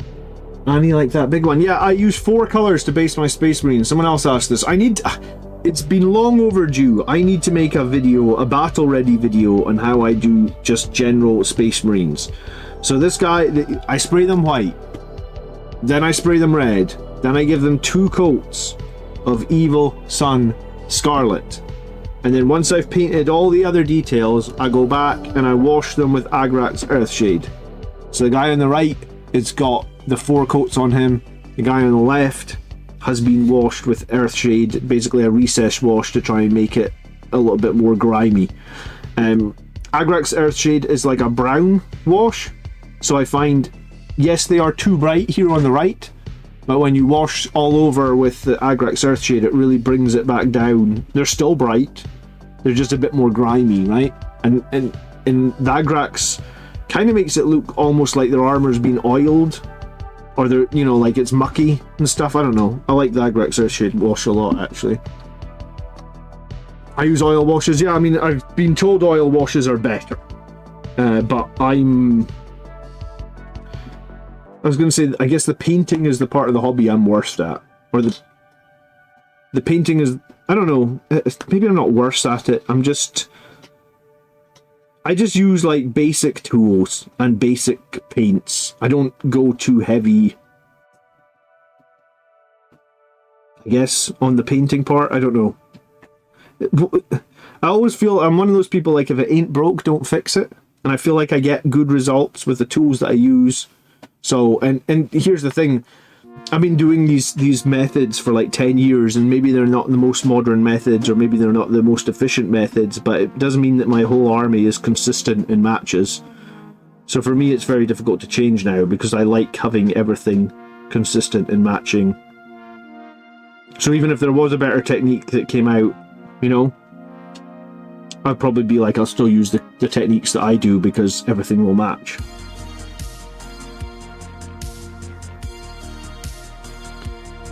Good afternoon, Trivial Pursuit. How you doing? I would happily pay GW for Victrix helmets if they would sell them, but since they won't, I need to find a solution. Yeah. I think everybody would probably pay Games Workshop some money for some bits, but it just seems like they're deaf to that now. I guess like the reason I think they're deaf to it, and there has to be a business reason behind it, is I think like if they make, let's say, a new Eldar box set, they will sell hundreds, if not thousands, of the new Eldar box set. If they make an upgrade sprue for Blood Angels, even if they sell 100, even if they sell the same number, the upgrade sprue's not going to cost the same. You know, like it's going to cost people what, like $10, whereas like a new box set costs $140. So there must just be like a business case. Yes, Michael. There must just be a business case there where it's like it is not efficient for them to pander to us and give us the customization that they want. It's much more efficient to them to make those big boxes. Hello, love. How you doing? Hi. Michael, you gonna come get ready for battle? Oh, you've got your dancing to go to, Mike. Right, let's take your headphones off. You want to say goodbye to everybody? Because they've been asking about you, haven't they, Michael? You'll go with Mum. Look at Daddy's camera over here. You're going to say bye-bye. Bye-bye. Say nice to see you. Good to see you, Dad. Yeah. Alright, we'll see you later. Come on, little dude. Yeah, go have fun with Mum. Go do your dancing. I'll see you later, okay? Are you out tonight? No, I'm going to play Space Marine 2 tonight. Oh, okay, cool. Cool. Right, so I can do their bedtime. Less of a rush for me then. Okay. Go Alright. See you in a bit. Ah, I get peace.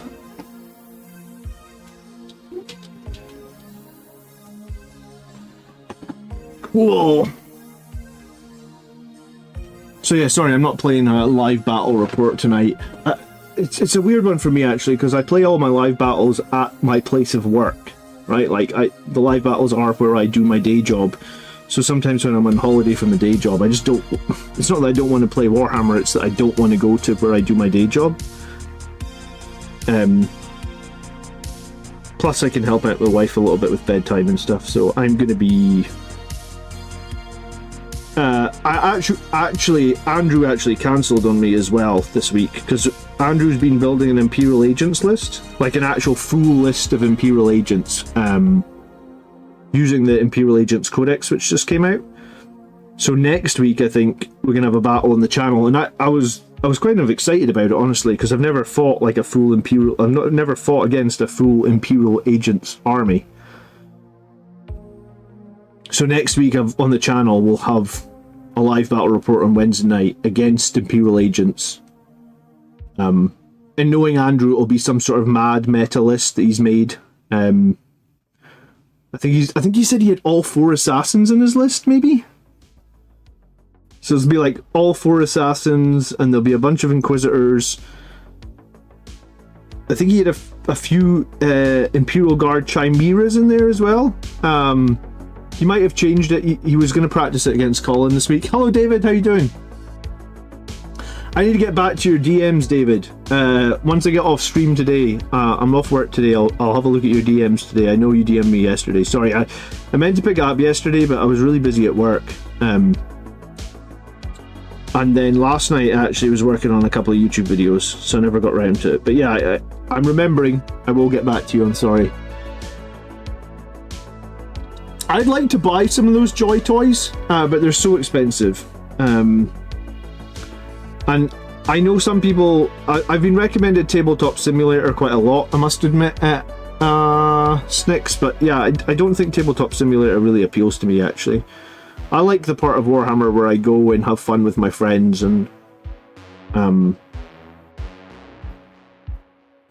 I suppose I could do Tabletop Simulator, but then I don't know. I'm in my house a lot every week,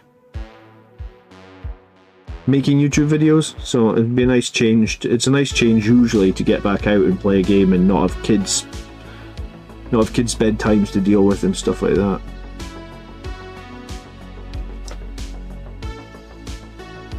I don't forgive them putting Eisenhorn in Legends. Yeah, I don't really understand why they put Eisenhorn in Legends. Hello Ryan, good evening, good afternoon. I'm so used to saying good evening.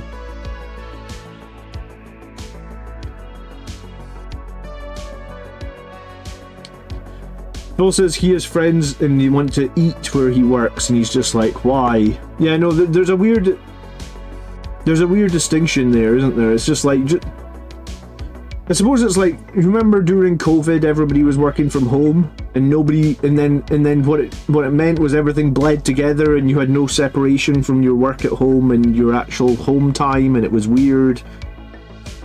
I feel like I have a little bit of that.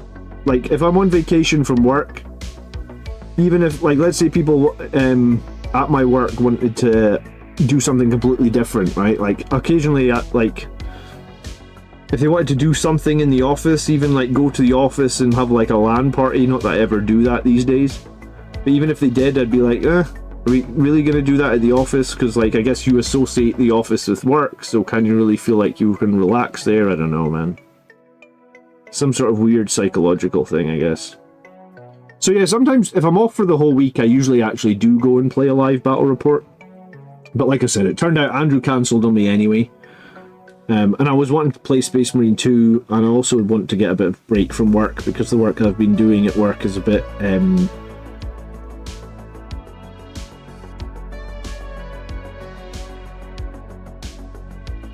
don't want to say stressful, but yeah, I just like a break. As someone who works from home... Sorry, do you need something? Is this drink in here? It was in here. It's maybe fallen on the ground. No, you must have picked it up. Who knows, right?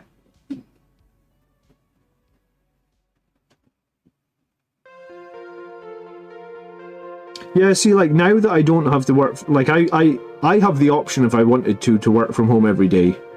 But I go to the office literally every day, just because I think it's a nice separation. If I have, like, let's say if like my wife or my kid has like a doctor's appointment and I have to work from home, I don't mind like working from home like one day a week or something, or for a morning, like it's absolutely fine. But I didn't really like having to work from home 365 days a year. Agents look pretty interesting as an army. Yeah, I have no idea how they'll play. Like, I have no idea if Imperial agents are competitive. I've never played against them.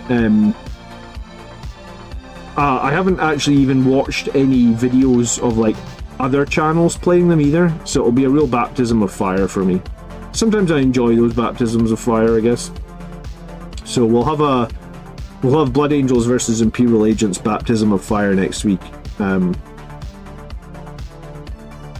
probably going to play a very similar list to the one that I played last week, with Dante and the 6 Sangre Guard inside the Repulsor. I think that's pretty good. You'd never get anything done at home, you just play games. Well, I mean, you have to, you have to in my work, but yeah, no, I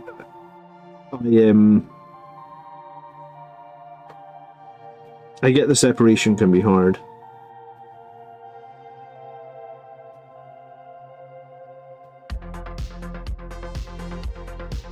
Morning, Dr. Akushla. I'm off work today, man. I got some holidays to use, and I've got lots of Blood Angels models to paint, and I've got lots of Space Marine 2 to play. So I'm actually off work tomorrow and Friday as well. I never usually take holidays when the kids are still at nursery, or at least one of the kids is at nursery, but this time I just did it because I was like, I want some time.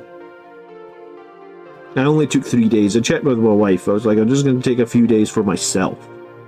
Because I never take any time off for myself. I always take it off for the kids. So this is why I'm here. So this is my me time, hanging out with all you guys. Hopefully, maybe tonight I'll hang out with some of you guys on Space Marine 2 as well.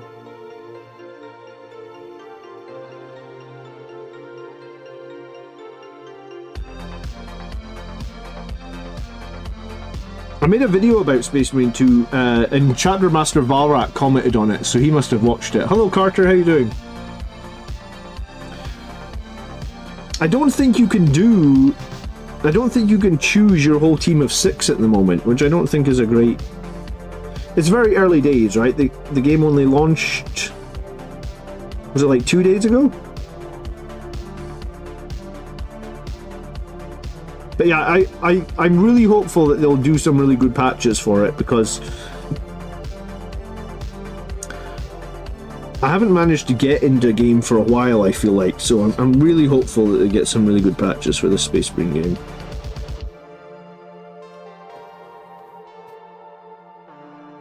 Mordingori loves Deathwatch units for guard. Yeah, well, do you know what Andrew said to me?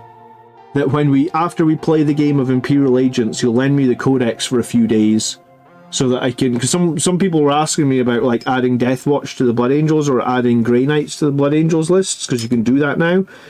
And it's honestly something I've not really looked that heavily into because I didn't buy the codex. What do you think about Scouts as action monkeys, or have you completely switched to Intercessors? My current list I don't think had any Scouts, but yes, I use Scouts. I think there's 5 units for Blood Angels that are amazing for actions. It's Scouts, Assault Intercessors with jump packs, Outriders, Impulsors. There's only 4.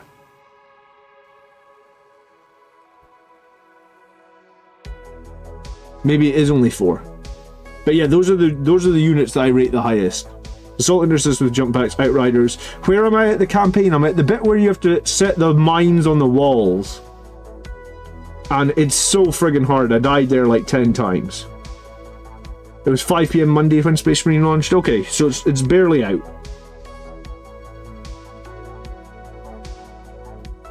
But I wanted to give my feedback on where it was anyway, because I'm really hopeful that it's going to be good long term. I'm going to go to the bathroom real quick. I'll be right back.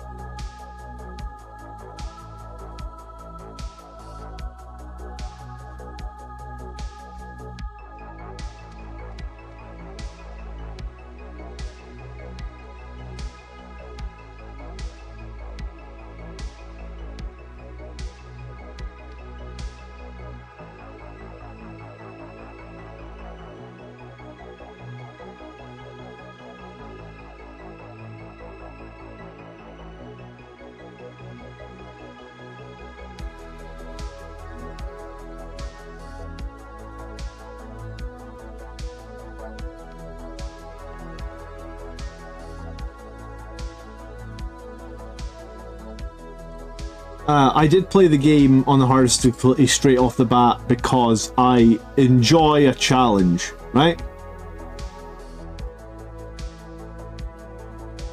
I think I'm regretting choosing the hardest difficulty, honestly, because I think everybody else is like completing the game and I'm like stuck on like, I think I'm on mission 3. So I assume the game's only going to get harder. But hey, it'll be an accomplishment when I complete it, right?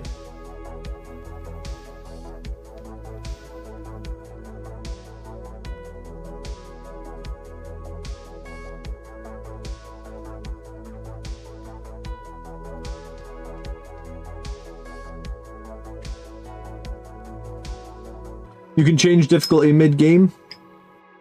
It does get much harder.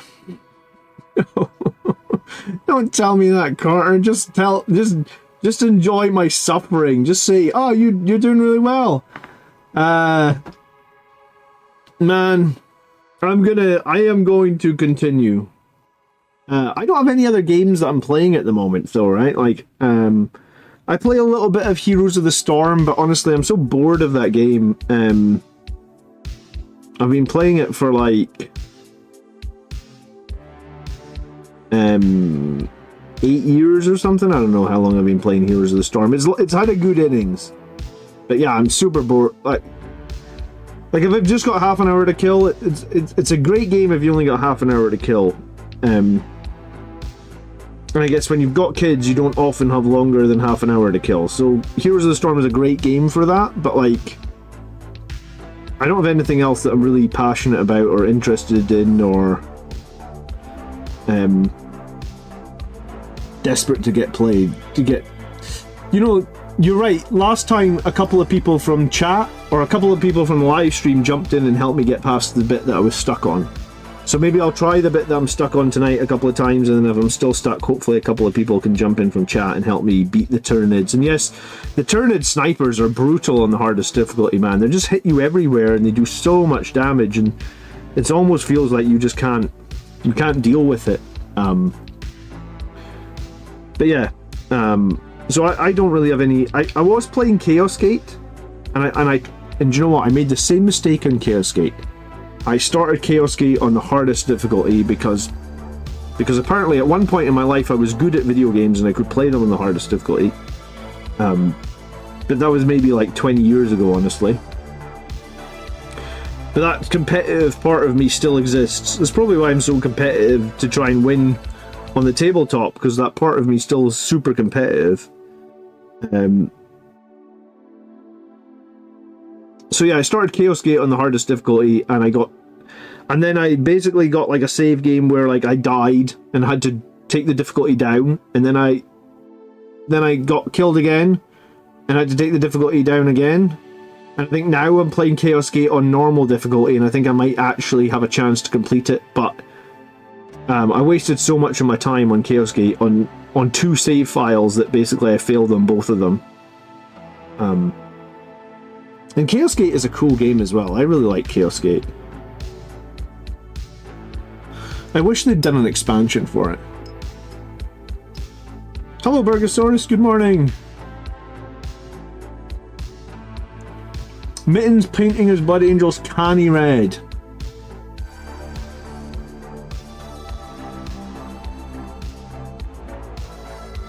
It even says on the opening screen the story is meant to be played on easy because the enemies will aggro the real player.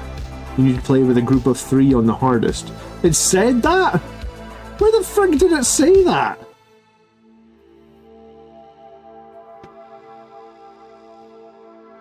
Apparently I've missed everything about this game.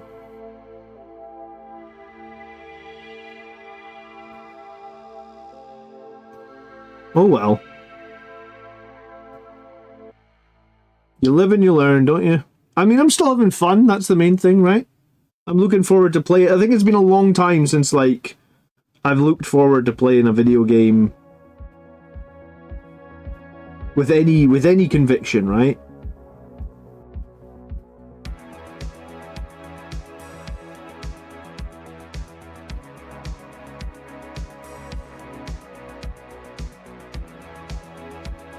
You know what? I did look forward to playing the Final Fantasy VII reboot. I am also looking forward to playing Metal Gear. I don't actually know what they're calling it, like the Metal Gear 3 reboot. I think they're calling it Metal Gear Delta or something. So yeah, I guess my era of gaming was like PS1, like Final Fantasy VII, Metal Gear Solid. What other games did I have on the PS1 that were pretty good? I think I had the original Resident Evil. I think I've still got all my PS1 games. Wipeout. There, that was a game. I have awoken. Hey Gus, thanks so much for subscribing. The hardest difficulty is for teams. God damn it, man. Did you give Battle Sector a go? Yes, I did play Battle Sector. Do you know what? I was like 5 missions into Battle Sector. I don't know why I didn't... Well, I guess the reason I don't really complete video games is because like I said, like I get a half hour, and I usually get it late at night. And then usually if it's late at night, I don't want to dive into anything too serious.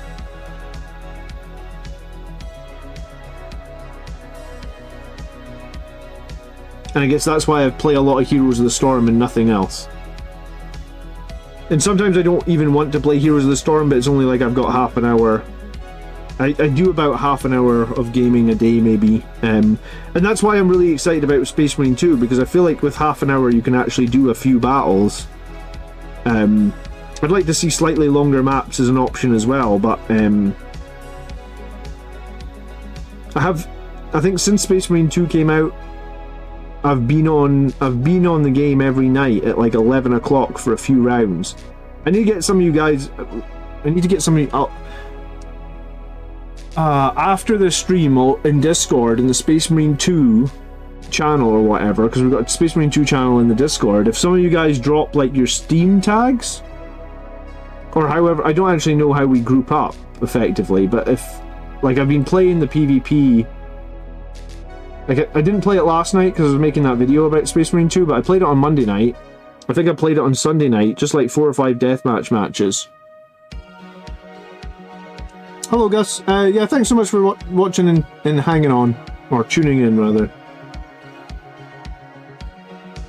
I'm just working on a 5-man squad of Assault Intercessors tonight, or this afternoon. I feel like I've used these guys in enough battles now. They really need just to be finished. I have no idea how many hours I've put into them already, but yeah, once I finish these guys, I'm probably going to try and finish some Outriders, because I was pretty far on with those Outriders as well. I had 6 of them on the go, so I think I want to finish these guys. I want to finish 6 Outriders. I think I want to do Astaroth and 2 Death Company with Eviscerators. And then I think I want to do 5 more Assault Jump Intercessors.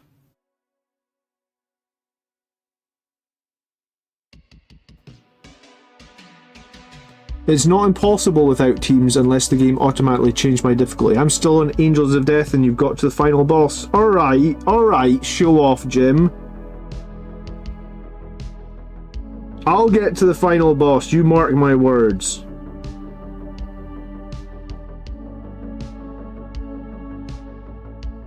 Do you know what? I really liked Bolt Gun as well, but I never completed Bolt Gun either.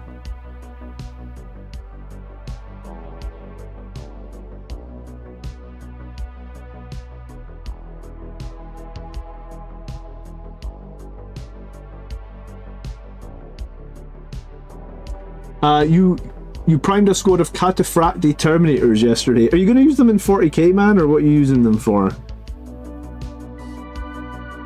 I miss when the Terminators had their own profile. That's a blast for the past. I haven't heard the word Cataphracti for a while, man. That is definitely a blast from the past at this point.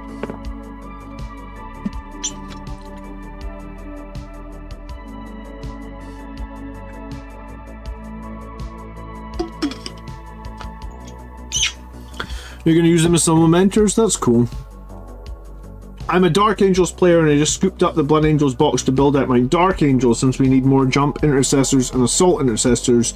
The money was much better than buying the box. Nice, Gus. Are you, I mean, I guess you could sell the Blood Angels characters on eBay probably for some good money, right?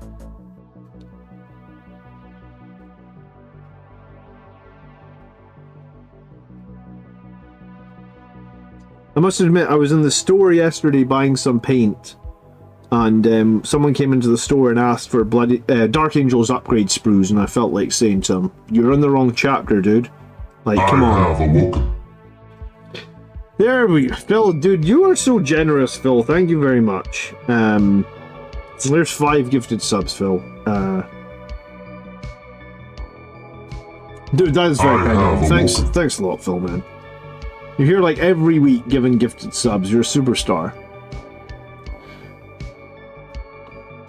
Looks like a couple of new people I've never seen before got the gifted subs as well, so make sure you head over to the Discord. Get in our members only room. You're more than welcome.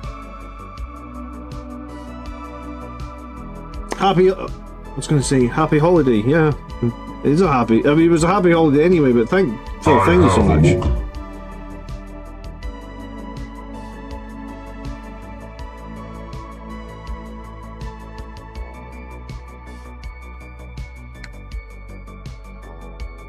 I have awoken. We've got 5 people awoken. I love that Terminator voice, man. I'm glad that they didn't get rid of the Terminators the same way. Like, that's a good question. Are we going to get a Blood Angels Terminator set like we got the Firstborn set? Because there was a rumour of that for a little while, right? That they were going to get, like... There was a rumour that the Assault Terminators were going to get a refresh. And there were going to be Blood Angels? Or there was going to be Blood Angels options? I don't know what I believe now, actually.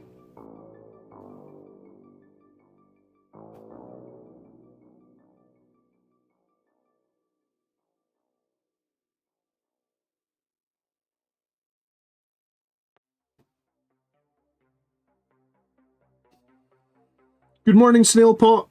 Yeah, you need to turn on Receiving Gifted. It's a setting in YouTube. At the moment, I'm trying Total Warhammer 1. I actually that's one of the few games in the recent years I have completed. I completed it as an like I took over the entire map with the Empire. I guess you can play that game multiple times, playing as multiple factions, but I just played the Empire with Karl Franz, and I enjoyed that Total War 1 game. It was good. I know they've done like Total War 3 now with lots of different races, but I think the Total War 1 was Empire v Chaos, and that's kind of iconic. Back in the day, I actually played the Warhammer MMO. I really enjoyed that. Age of Reckoning. Probably played Age of Reckoning for like a year. One of the first ever YouTube videos I made was like a boss fight from Age of Reckoning. Are Terminators going to be in more people's list? I think they will be now that Death Company have lost a lot of their damage. I'm kind of hoping. Skylar finished a box of Blood Angels Terminators. He put them on some cork to make them look taller. I mean, that's a good plan, right? Because they need to be a little bit taller. There's almost a 2 gig update on Space Marine 2. Says David. Age of Reckoning is back. You know that? Like, there's an emulated server. So you can play Age of Reckoning now. And I think a lot of people do. I think there's usually like 500 people online on the emulated server. Kind of like how World of Warcraft had those private servers. And I really liked Age of Reckoning. Age of Reckoning was primarily a PvP game over a PvE. But I thought it was good. I really enjoyed it. It was Electronic Arts that did it. And the problem with Electronic Arts is like they just, if they don't see massive profits, they ditch the product very, very quickly, I guess. So it's a pity because I feel like Age of Reckoning had a lot of potential. It was essentially World of Warcraft in the Warhammer universe. And I really like, they did an expansion for it, like a Tomb Kings expansion. What the fuck did they call that expansion again? I think this is like 2008, so it's like 15 years ago. Might have just been as simple as something like Rise of the Tomb Kings. I don't know if it had a specific expansion name. But I thought that was super dope.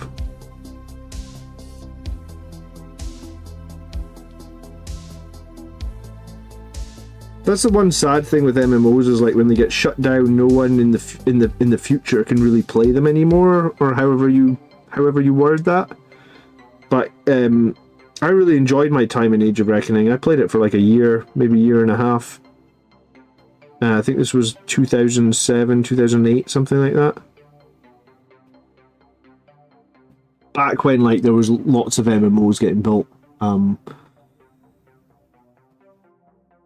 You picked up a Storm Raven as well, Skylar? That's cool. I need to finish painting my Storm Raven. It's one of the units that I don't use very often, so I haven't finished painting it. If Sangre Guard points are too high, Terminators will be back. I think people will run Terminators with Librarians anyway, just because I think they'll be quite good. And I think people will run Sangre Guard anyway, even if they are a little bit pointy to begin with, and they'll figure out the balance from there. The Lighthouse PvP map was excellent, Banjo says. I remember that PvP map, Banjo. What class did you play, man? If we don't get Blood Angels chest plates in Space Marine 2, I'm gonna rage. I don't know if you get specific Blood Angels chest pieces, but you can make your guys look very Blood Angels. They haven't announced if there's going to be like a specific Blood Angels cosmetic, right? Because they did post a roadmap, like if you just go into Twitter, or X as they call it now, and search Space Marine 2 roadmap, the developers did post a roadmap. And the first section of the roadmap was all about Dark Angels cosmetics. They never actually mentioned Blood Angels. Witch Hunter?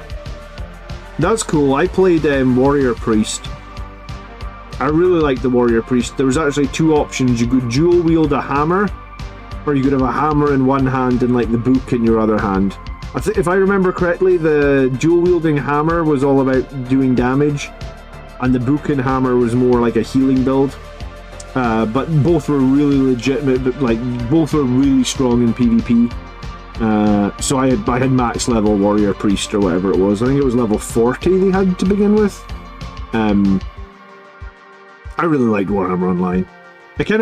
That's the other thing, like nowadays people stream everything, so everything can be saved for prosperity.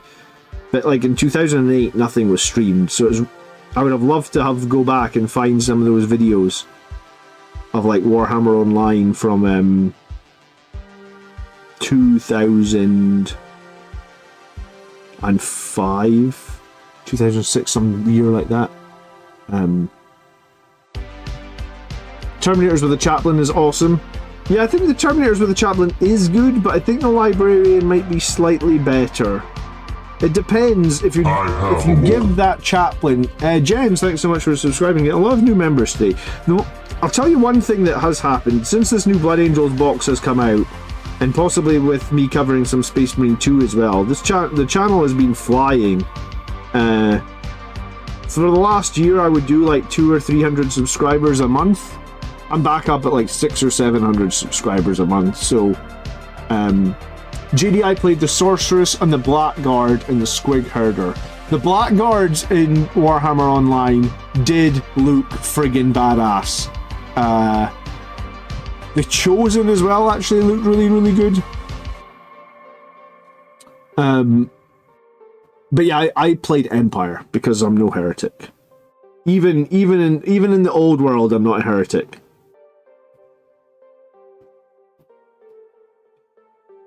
Man, one day I feel like I should go back to... would it be weird to run Calistaris and Mephiston? How can you run both of them? They're the same person. A couple of months back I got $150 of Blood Angel stuff. 5 Assault Terminators, the Blood Angels Terminator Captain, 10 Sangre Guard, 10 Jump Death Company, a Metal Astaroth, and New Mephiston, 15 Scouts, and Death Company Dreadnought. There's a lot of stuff! Hello Blood Buffalo, good evening, good afternoon. Nice to see you. How's things?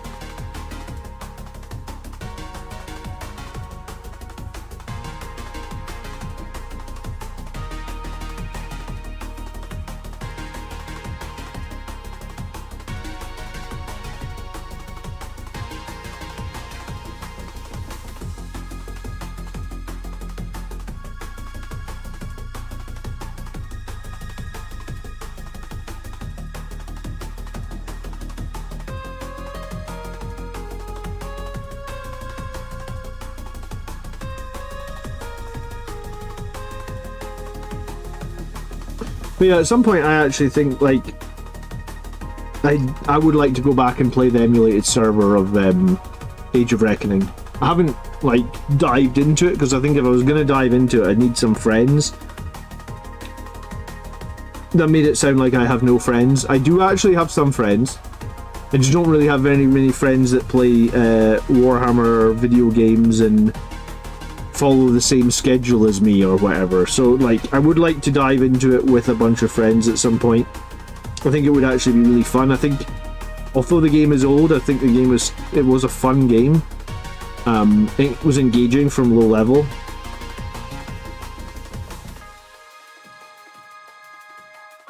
But yeah, I guess because it's like dead now and it's like an emulated server, it's never going to be that big or that exciting. Not like Space Marine 2. I keep seeing crazy numbers, like apparently Space Marine 2 has sold 2 million copies already. I didn't do 2 million times 54 because that's the cheapest. But I should have probably done that. What is 2 million times 54? How much money is that actually? 2 million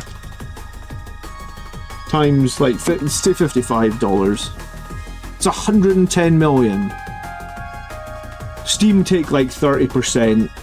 I assume PlayStation and that take the same. So they've made somewhere in the region of $80 million on that game. I wonder what the development cost was. Does anyone know? Did they ever say how much that they... I mean, sometimes with the development costs of games, it's all like... it's not always like public knowledge. It's not always like... You know, like public domain, I guess. But did they ever say how much that they maybe spent on that game? Like, is 77 million in like 3 days since launch? I mean, I feel like that's pretty good, right? Like, that's very meaningful. And here's the thing: if everybody buys it and everybody plays it, it only creates a platform for it to be even bigger, right? It was over 100,000 pre-ordered. Well, I think they posted on Twitter either last night or this morning. I don't remember, but I saw a like... I don't know if you guys, if it's like me, but Valrak is pumping out videos like crazy every day. So every time I open YouTube, there's always a new Valrak video on the front page. The guy's a machine. He's like Auspex Tactics. He just has something new to say every day. And as someone who does content creation, I feel like I know how much work that is, and it feels like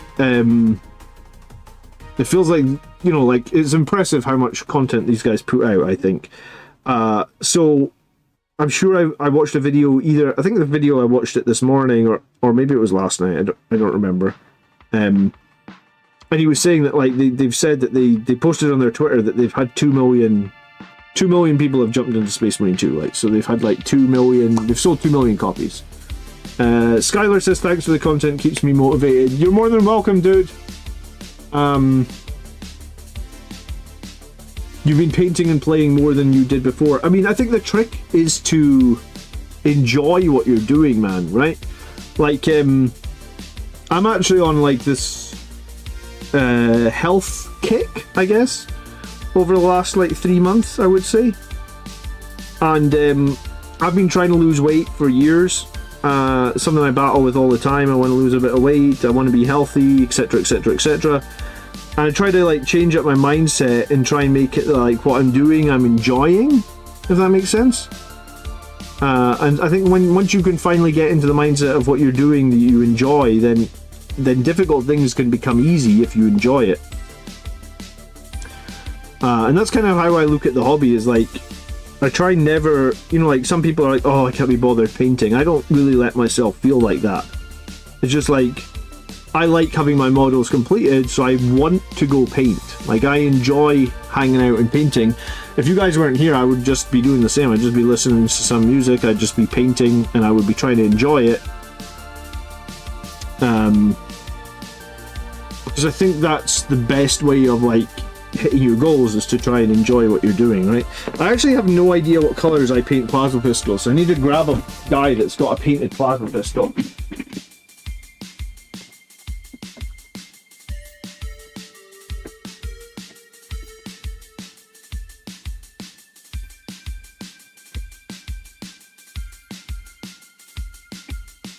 Oh, I do them very simply, okay. This is an older model because the paint job is bad. Very bad, but it's okay.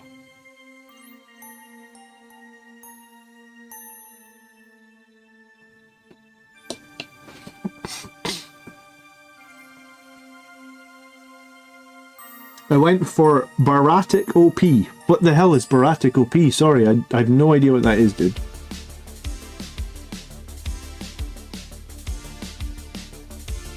It depends on the size of the dev team. Yeah, I know it depends on the size of the dev team. I really hope that it's a successful game. I know... I work in the video game industry, man, and if you follow the video game industry over recent years, it feels like all it has been is layoffs after layoffs after layoffs. Sometimes it's really talented teams as well that just get laid off. So, I really hope that, like, it has been a successful launch for them, and that the powers that be, you know, because if it's, here's the thing, if it's a really successful launch, then that means they can go on and support the game, and they can, you know, do the patches and do the improved features that we all want and support the game long term. And I think that's what everybody wants, right? Like, you don't want a game that you're so passionate about, or a game that's in such a big IP. I think it's gonna have been successful. The cat out most of my stomach. Oh dear, I'm like you. I was gonna say, is that because there was something wrong with your stomach, or because you wanted it? Like, I know that some people get, like, their stomachs, they can have something done if they're trying to lose weight, right?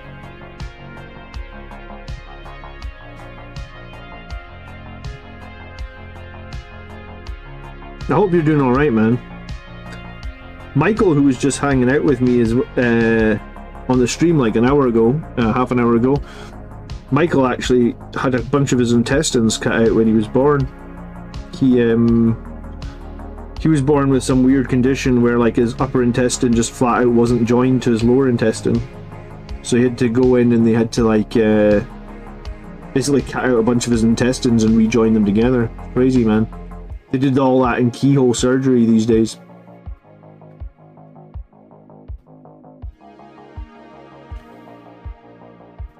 The only thing wrong with my stomach was the amount of food I put in every day. Okay. Hey, it's hard, man. I get you.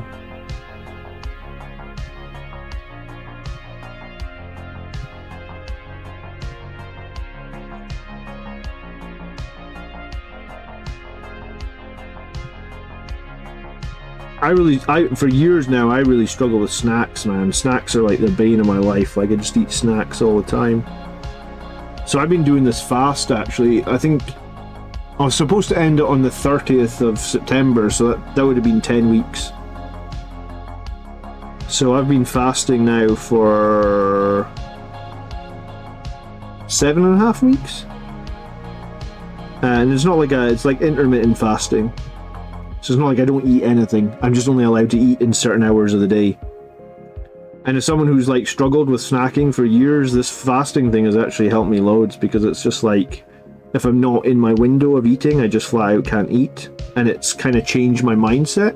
Because it's just like, the mindset before was like, oh, I'm hungry, I'll have a snack. Whereas now my mindset is like, oh, I'm not in my eating window, so I'm just flat out not allowed to eat. And sometimes it's weird. So you have to try and take power over the things. And I think that's what it is with the hobby, right? Some people really struggle to get motivated for painting, so I just don't let motivation be a factor in whether I'm going to paint or not. Like, I just sit down and I'm like, this is time that I have, I'm going to paint. Because I think if you let motivation, you know, like, I'm motivated to finish this unit, or I'm not motivated to finish this unit, I think you just make it more difficult for yourself. Because motivation's like a fleeting thing, right? You know, like, imagine if you were motivated for your day job. If you just didn't go to your day job when you weren't motivated for your day job, then I imagine most people just flat out wouldn't go to their day job, right? Like, I'm not motivated for my day job today, I'm not going to go. So I think it's like trying to use the power of the mind. It's tough though, I get you. I hope the stomach surgery helps you out, man. I've been battling for years to try and find something that works for me, and I think this fast is the after years of crappy diets and all this crap, not being able to lose any weight, I think that I've finally figured out that I think I'm gonna fast forever.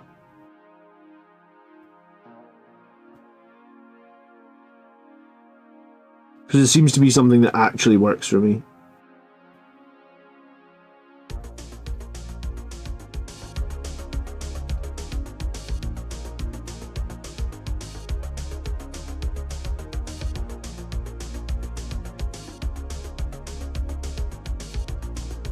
You view food as fuel. Put fuel in the car. I snack on blue. Yeah, see, that's the thing that I struggle with, right? Like, if you go into the snack cupboard and there's an apple or there's a bag of crisps, before I started this fast, like 10 weeks ago, I honestly would pick the crisps 100% of the time. Like, I'd never go into the snack cupboard and pick a bit of fruit over, like, a bag of crisps. Like, it just would not happen. Just trying to change up my mindset to be like... And it's not like it's not like I've completely stopped eating crisps, right? Like, I still eat crisps. I literally eat them, like... not last weekend, but the week before, right? So I had crisps, like, 10 days ago. So it's not like I decided, like, I'm never going to eat crisps again. It was just, like, I decided that, like, every time I open the snack cupboard, maybe actually, before you just instantly grab the crisps, maybe look at the fruit and be like... Will this fruit be more healthy than that bag of crisps? So maybe I should do that, right? Are these jump packs from the FOMO box? They are not, actually. I bought these jump packs when they first came out, my friend Ruttiger. I've used them in a lot of battle reports. I've used them in tournament lists. I've never finished them. When I used them at the tournament, they were based in like a 3-color minimum. But because I really think jump intercessors are one of the most best units for Blood Angels. So I figured that like it's beyond time that I got these models painted or finished, right? So that's what I'm doing, I guess.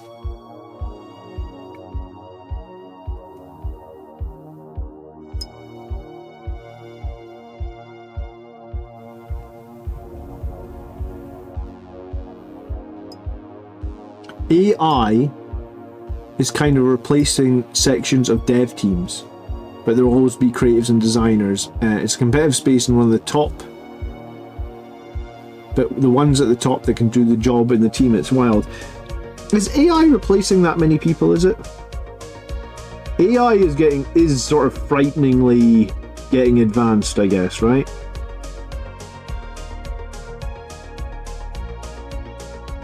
We're gonna have to watch that we don't have a real-life Terminator situation where AI takes over the world.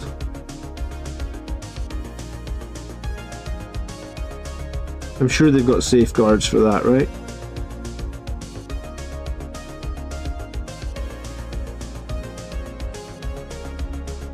I must admit, I don't use much AI.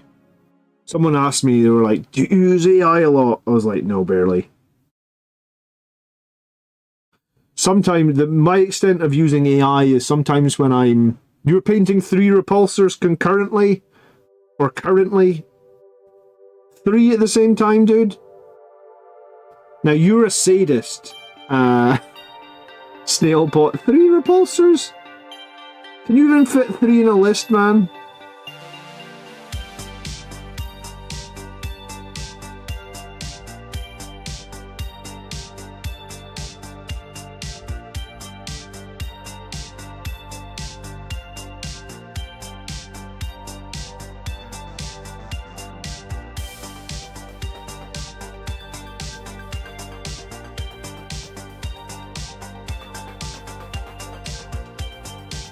The Terminator Netflix anime is decent. Do you know what? I started the Terminator Netflix anime. I said to my wife when we were watching it, I was like, I don't know if I've ever watched anime in my life. Like, it was just something that wasn't really ever on my radar. I've never... Like, I just don't think I've ever watched... I just don't think I've ever watched anime. Maybe I've had a sheltered life, or maybe... I mean, I've got a lot of friends that watched it. I just don't know why. I never watched it. And I've been watching that Terminator anime because I'm a huge Terminator 2 fan. I'm a huge Arnold Schwarzenegger fan, and obviously he's not in this new anime or whatever, but I must admit I am really enjoying the Terminator anime. I think we're maybe like 3 episodes in.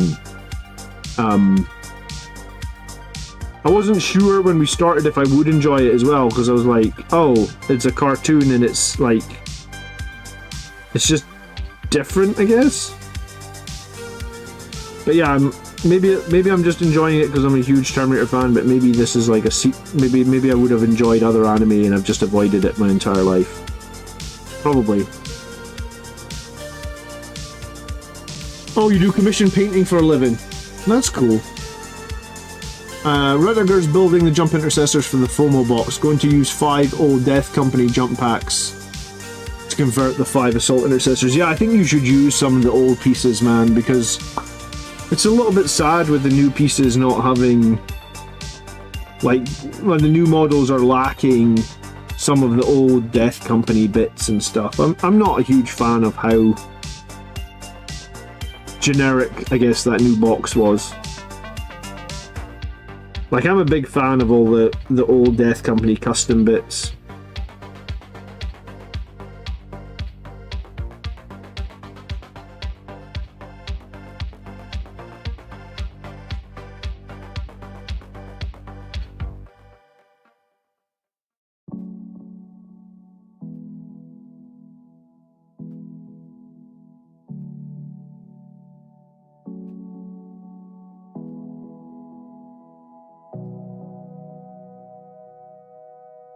My next project is 3,000 points of Blood Angels.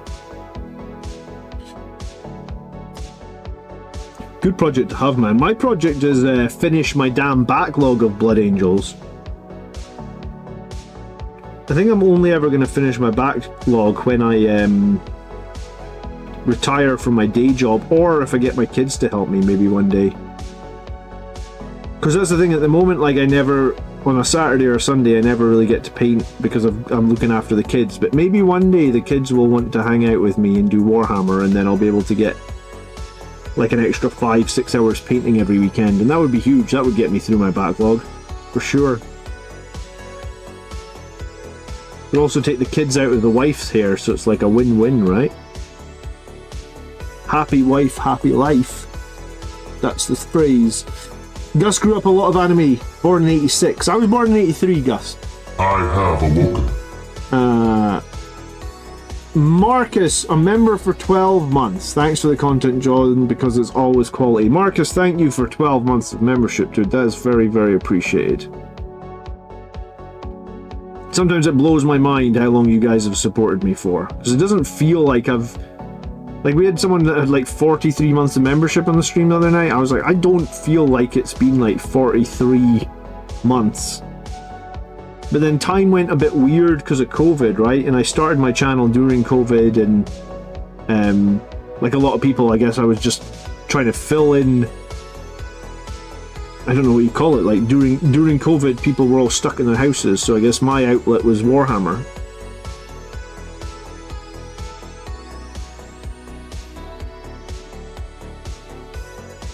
But yeah, Marcus, thank you so much for 12 months of membership. It's really appreciated.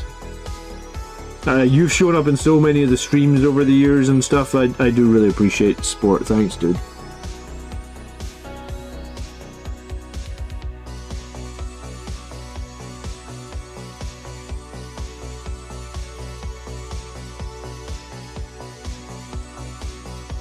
I have awoken. You were here before COVID? Yeah, I think you were honestly one of the first subscribers, dude, right?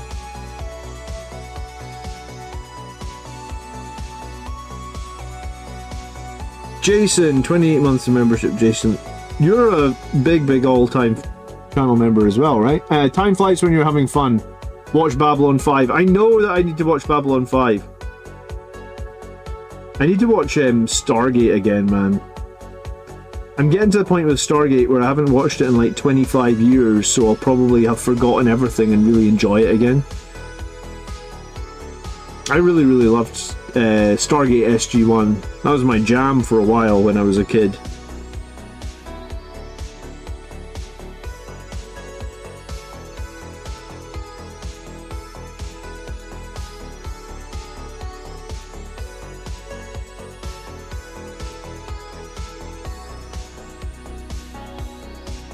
Watch Cowboy Bebop. What's Cowboy Bebop? I've never heard of it, man.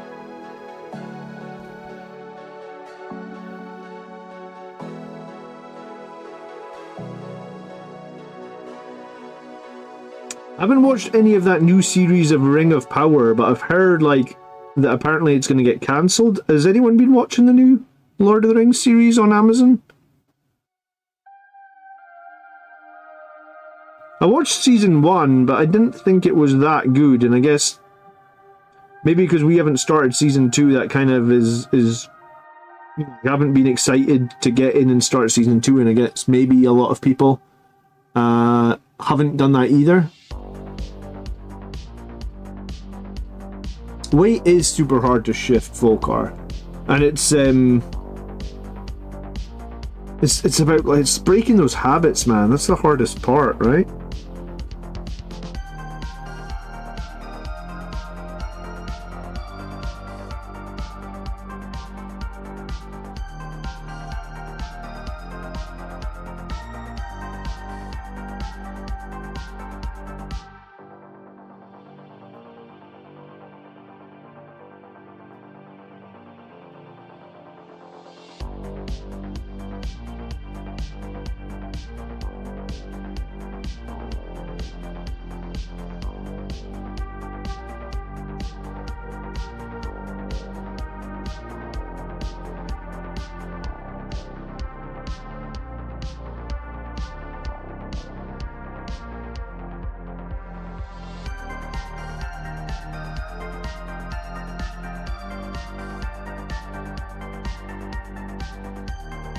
The new Lord of the Rings flopped. It has nothing to do with Tolkien's writing.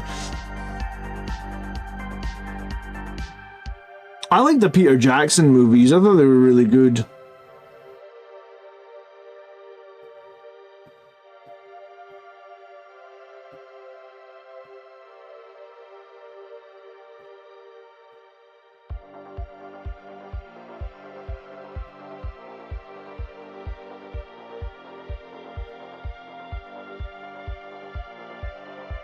I've heard good things about Alien Romulus as well. I'm a big Aliens, like I really liked this. Do you know what? I liked probably all the Aliens movies actually. Even the Aliens 3 and 4, which were a bit rubbish, I guess. I don't know how you...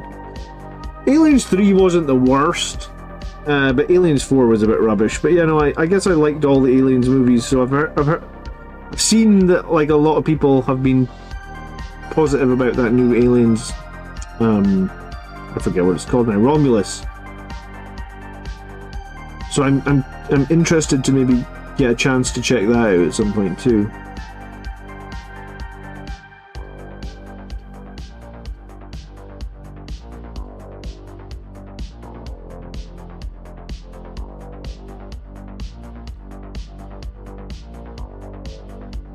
You don't think it'll be cancelled? They put way too much money into it?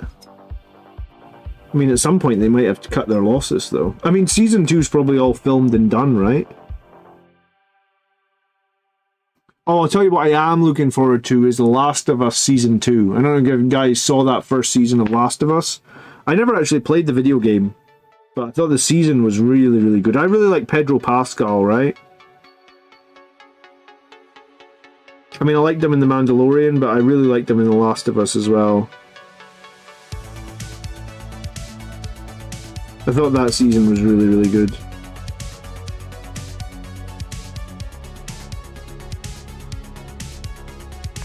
Alright, I'm making some progress on these damn assault intercessors. Slow progress, but some.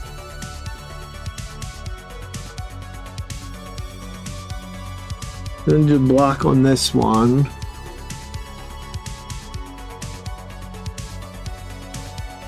Then I guess I'm moving on to grey for a bit. What colour did people put inside these Primaris jump pack jets, by the way? Because I've left all those. I haven't done those yet.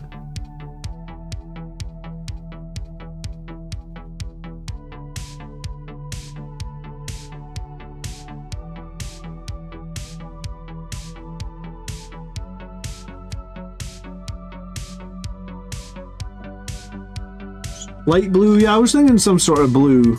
But, I mean... Have you got a Citadel paint name? You did the plasma blue? Oh, the plasma blue might work, like Temple Guard blue or something?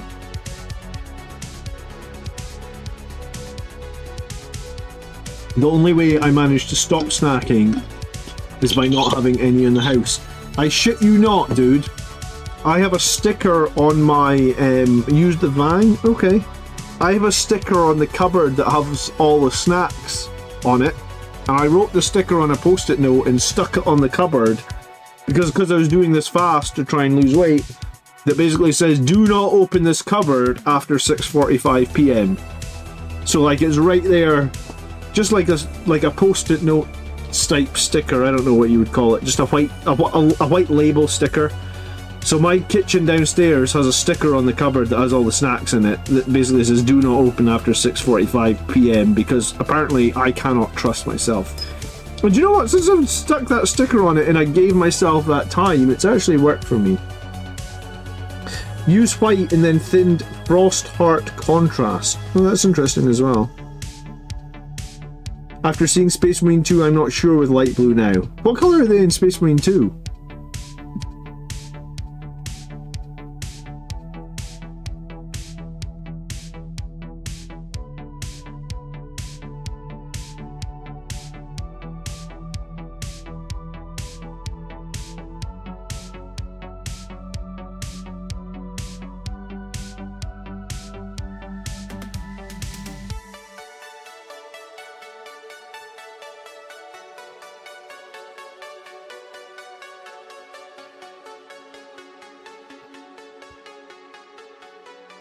Like a purple orange jet thrust.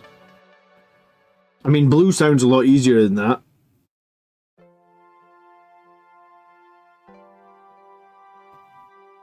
I think I've used blue in Firstborn jump packs before. I kind of like the idea of the Fang. The Fang sounds like a cool idea. Did you wash it at all? Who did the Fang? Richard. What did you wash it? Did you wash it afterwards, Richard?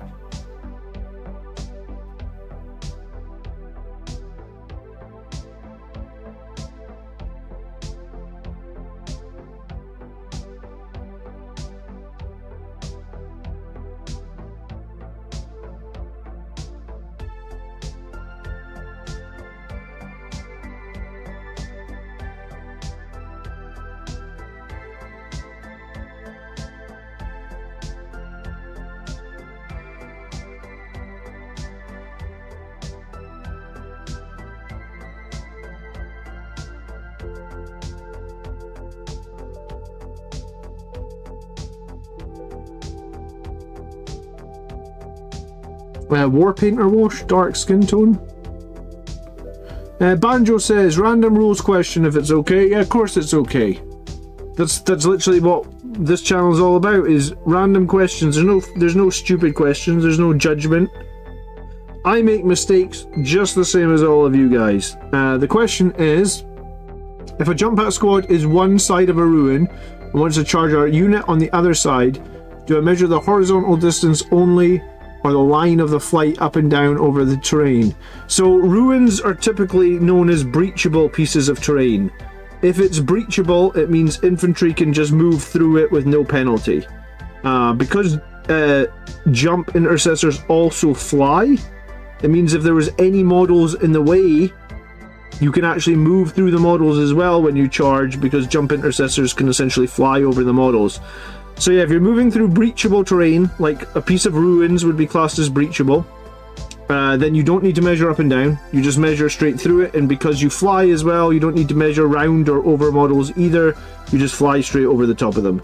If, however, you were one level up, right, like you were on the first floor and you were charging someone on the ground floor, you would need to measure diagonally at that point, because you are flying and, you know, you basically fly using like Pythagoras theorem or whatever that you would call. Basically, if you're one level up, you need to take off a couple inches because you need to measure diagonally. But usually, I mean, it does mean that infantry charging typically will just move through ruins with no penalty. They'll move over other models with no penalty. And generally you'll have a pretty good time with the jump intercessors because of that, I feel like. Does that answer your question? Is that a Secret Lab chair? Yes, it's a Secret Lab chair. It's the Evo Max one. I bought it in January. I'm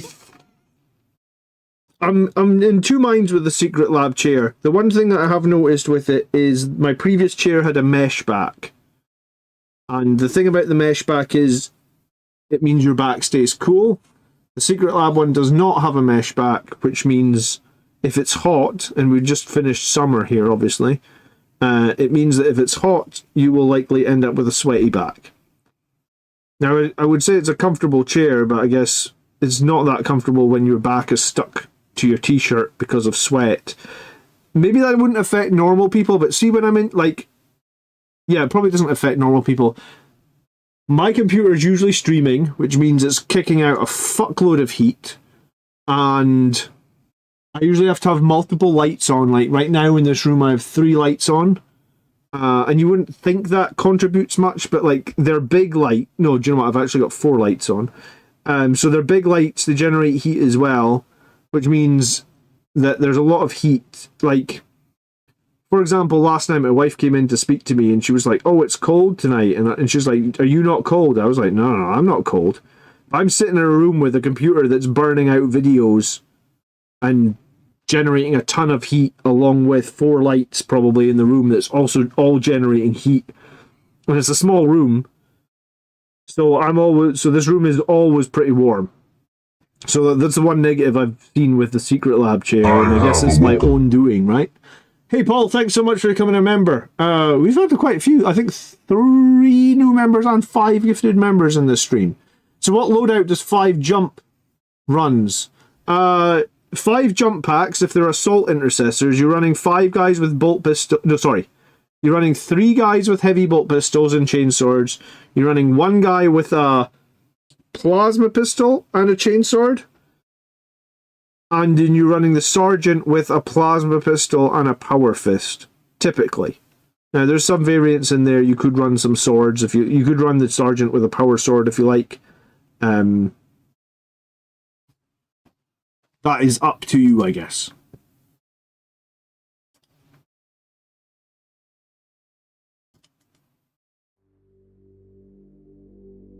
But yeah, I do really appreciate the new membership, Paul. Welcome to the channel. We have a private Discord room for members only. Please, I mean, you don't have to. But, I mean, if you want to come over to the members only Discord room, you'll be very appreciated. And we do have a very good community of members over there. I was going to say, I don't know if we really talk all that much meaningful stuff, but we do definitely talk some Blood Angel stuff on a daily basis, and we share photos, and we talk about army lists and units and combos and stuff. So yeah, please come over. I would appreciate it. It's cool to see a homegrown brand in the UK. Is it from the UK, Secret Lab? I had no idea.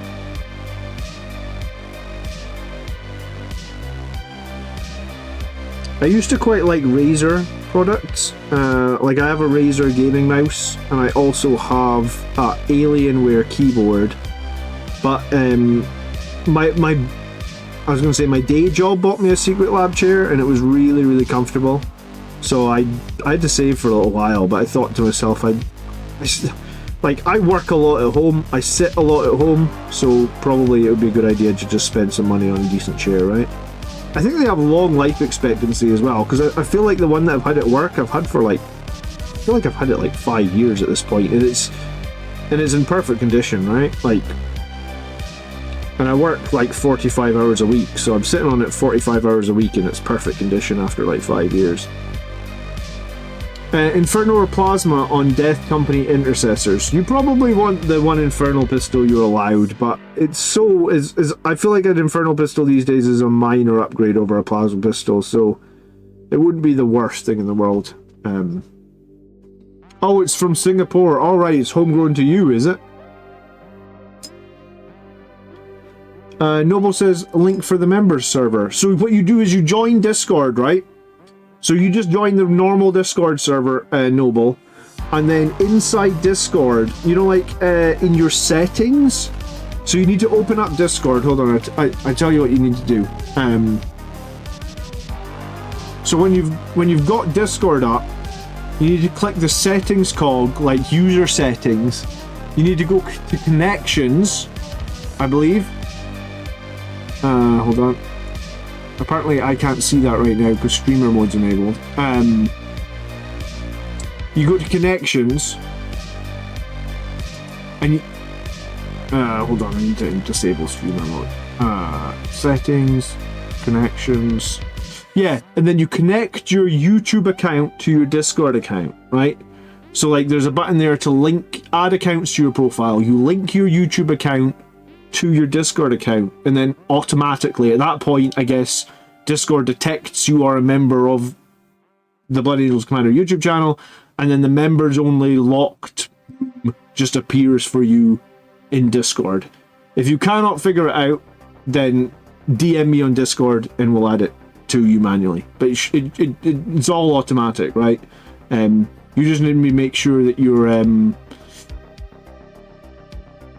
your Discord account is linked to your YouTube account, basically. So it can, and that won't be just for my server. Like if you subscribe to anybody else as well, and you want it into their like member only room, it's the same thing. It's the same mechanic, I guess. Hey Brett, how you doing? Have a nice day, Skylar. Thanks so much for hanging out. Jar Jar Ed says, I'm new to Warhammer. I'm painting my first pieces. What are some techniques you would recommend for newcomers? 2 thin coats is apparently the number one thing to recommend for painting Warhammer. So the paints that I assume you're using Citadel paints. They look something like this. Water them down. You're almost watering them down like 50%. So, I mean, I don't usually have my palette on the screen. Hold on, let me just move my palette so you can see what I do. So there's my paint palette. What a lovely clean paint palette, huh? So I just take some black paint, I'll put it on the palette, I'll take a little bit of water, I'll spread it out. You'll figure out very quickly the consistency that you need. I make these weird squares. Nobody else does that, but then I don't know if anyone else is weirdly OCD like I am. So I make these weird squares of the paint, and I try and get the consistency to somewhere that it's quite thin. Like, basically, you should almost never be putting paint on the model that doesn't need a second coat. If you're putting it on and you feel like, even black, right? Like that's black over red, that's one coat. You can still see the red that was under there from previously. So it needs a second coat. So you need to be putting it on thin enough that you need basically 2 coats. I have awoken. That's the first tip, right? Banjo, thank you so much for becoming a member. Welcome. Do appreciate it.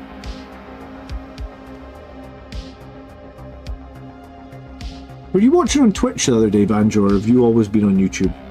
Sometimes it's could be wrong. Totally depends on the coverage. Member goal hit. Is that it? Member goal hit. Well, the member goal smashed today, actually. We're at 13 members. I try and get 9 new members every month, so 13 is awesome. Thank you so much, guys, for... Wow.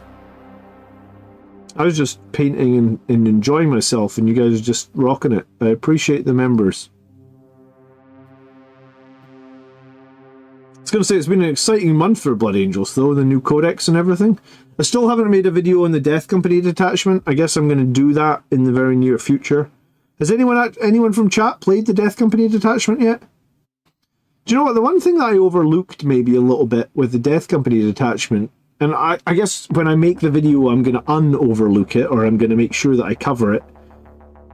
The Death Company Dreadnought will benefit from some of the Death Company detachment stuff, right? So, like, I hadn't really considered that. I mean, I think the Death Company Dreadnought's wildly overcosted at the moment, and maybe he needs a points drop to be competitive. But, like, are there any stratagems that work really nicely with the Death Company detachment that could make the Dreadnought, like, genuinely pretty scary, right? You became a member on the wrong account. Don't. I don't think I can hit. You might need to hit. I was going to say you might need to hit up YouTube support. Richard, thanks so much for hanging out. Have a nice day. It totally depends on the coverage. Yeah, I mean, in general, though, if you're using Citadel paints, I can't think off the top of my head of a single Citadel paint that I would only do one coat with. Is there one?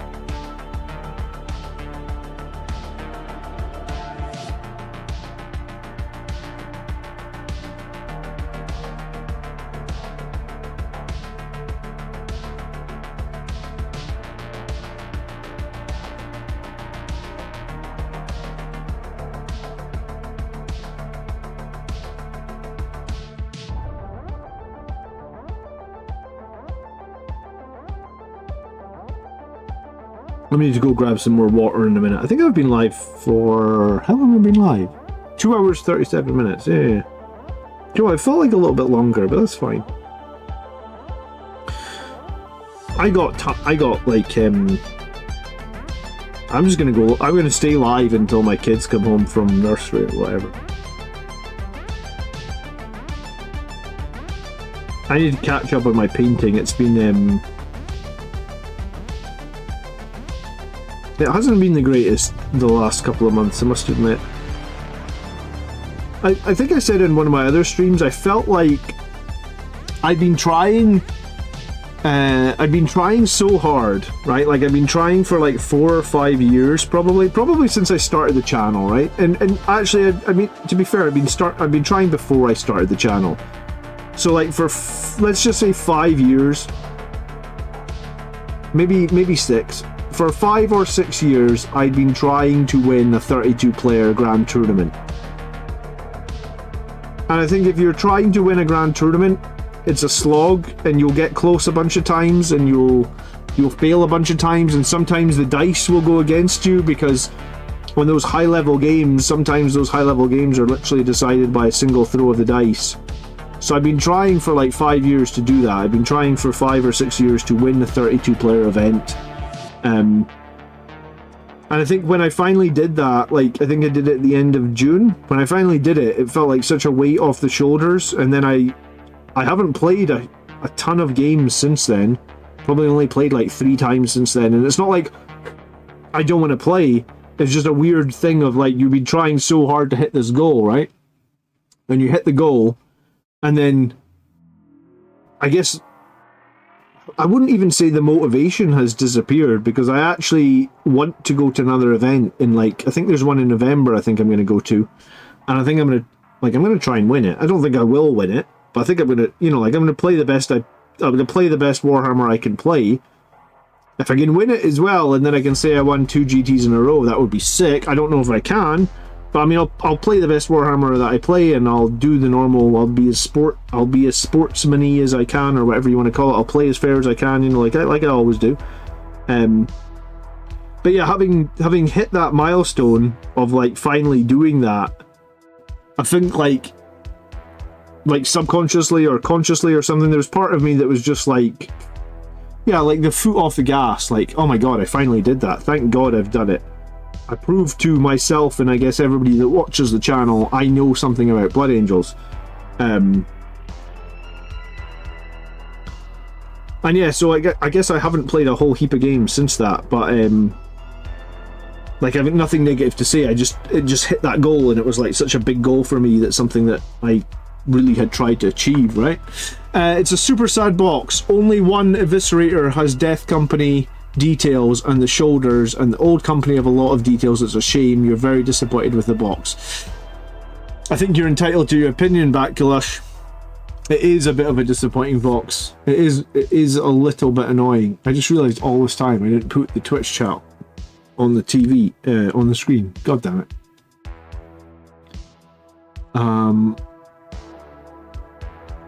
Sorry, Retributor Gold, but do I apply it over a brown undercoat, says Francisco. I usually put Retributor Gold over a black undercoat, but brown would probably be fine. I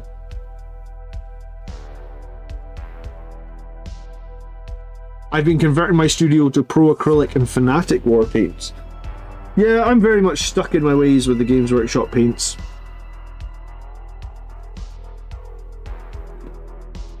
I guess if it works for you, you know, it works for you. If it doesn't, it doesn't. Right, I'm gonna go get some more, I'm gonna fill up my water bottle. I'll be back in 2 minutes.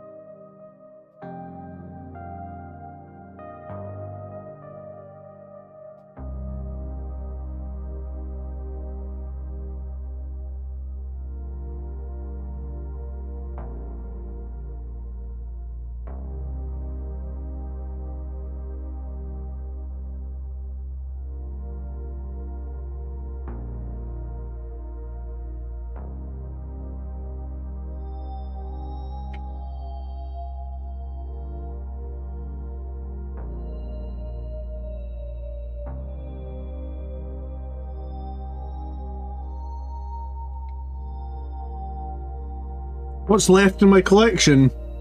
Do you want to paint and assemble? Ivan, it's not even, I don't even know if I could tell you. Like, it's ridiculous.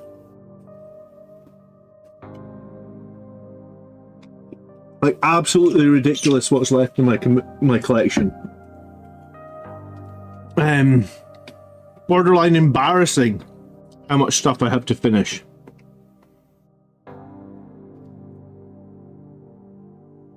Just off camera, I have 5 drawers, right? I prioritized these. Like, there's literally 5 drawers like this. With half finished, half... So each drawer has like 30 models in it. Then there's like... boxes. Boxes and boxes behind here. Leviathan, Dark Imperium, Shadow Spear. Then I haven't made a pile of shame video now for like, well, I think the last pile of shame video I made was like in the first year of my YouTube channel, which was like 4 years ago now. But I have just so much. My pile of shame is disgusting. If I wanted to finish my pile of shame, I would honestly need to quit my day job and go into full-time painting for like a year. And it's all Blood Angels, right? I got nothing else. Oh, I mean, I've got 1,000 points of Thousand Suns.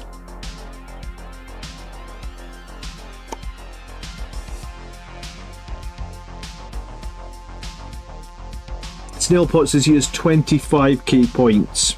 I don't know how many points I have, but I think it would probably be close to somewhere between 5 and 10,000.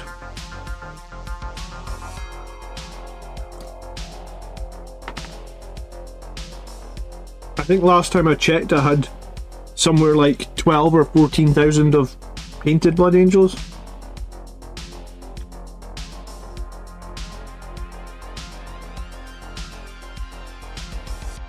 So my pile of shame is almost as big as the pile of painted.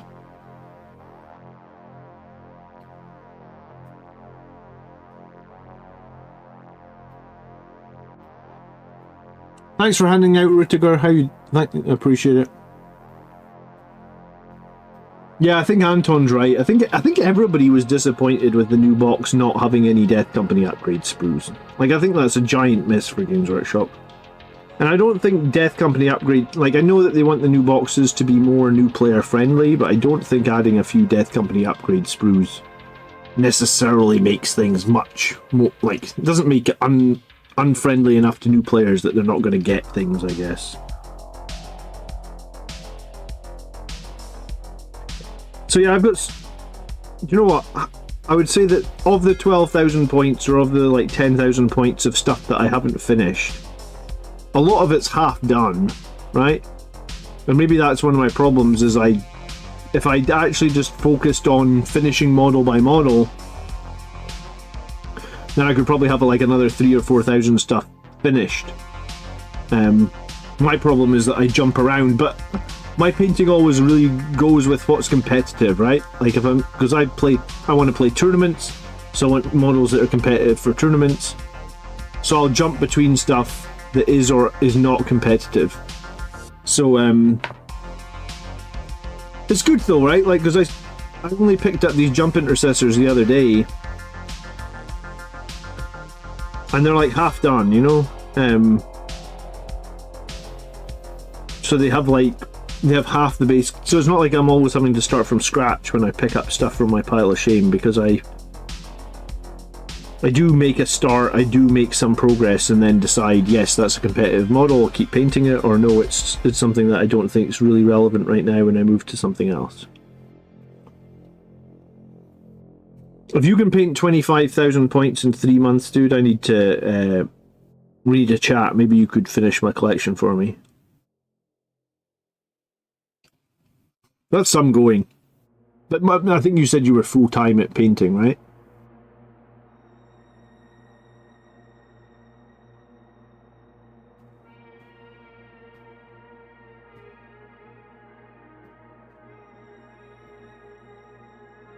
Here's a question though. If you're full-time at painting, do you get... Does it... Like, as much as you like something, it can become a job if it becomes a full-time thing, right?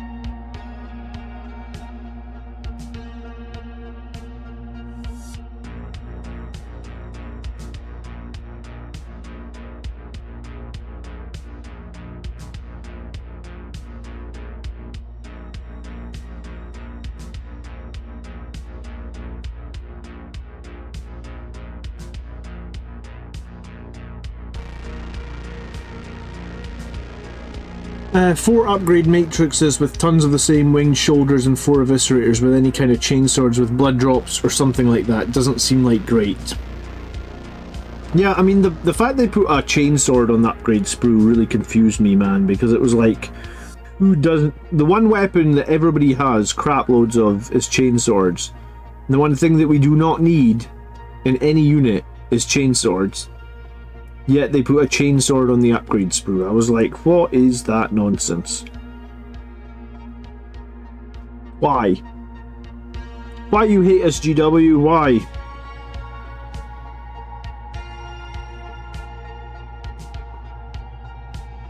Chronosing is going to smash out Astroth and get him 80% done in one day.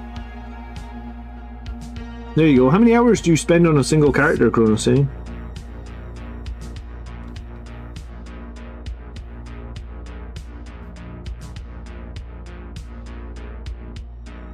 Hi, Burger.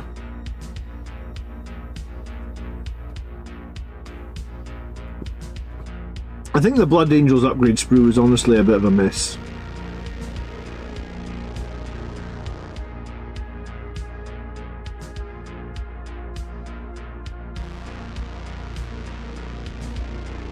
I almost feel like they should have... I mean, we don't want them to have to ask the community about everything, but I almost feel like they should have asked the Blood Angels community, like, what people need.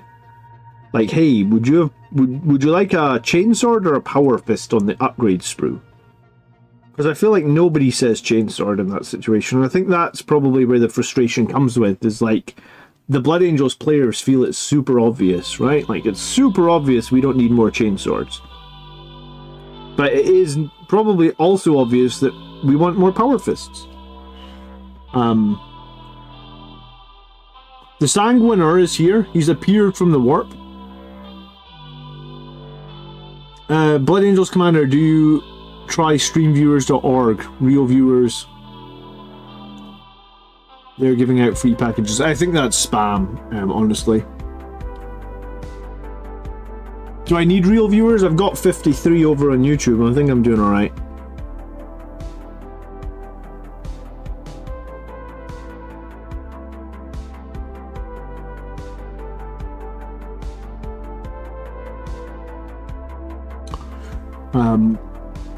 You can do a free hero convention and Overwatch and can be re-rolled.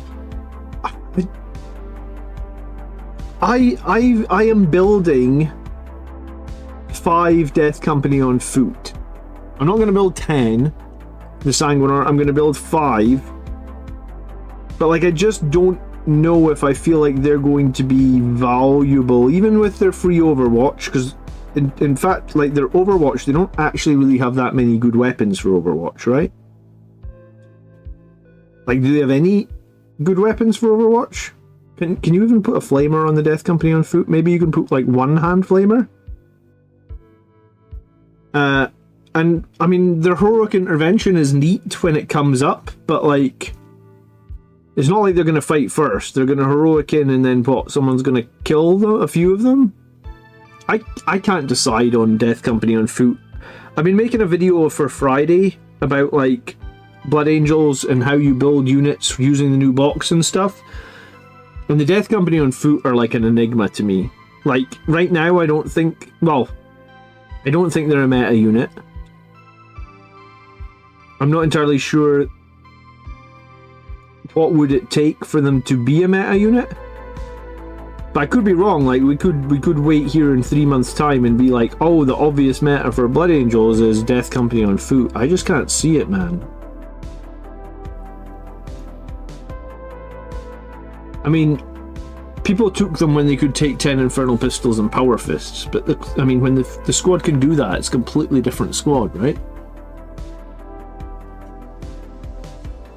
They're 0 OC as well. Good point, Red Covenant. They're 0 OC, which means there's no fallback and shoot or charge, which is one of the great things that you can do. I'm just using the simple Element Games character brushes. There's a link in the video description to Element Games, David. These are about $10. I think they probably last me like 6 months. So I think they're good value for the amount of time that they last. In fact, I've been using this one so long I honestly couldn't tell you. Like, it's so chewed at the end here. Like, I feel like this is more than 6 months worth of... Because I don't put the brush in my mouth all that often. So I feel like this one is probably going on a year at this point.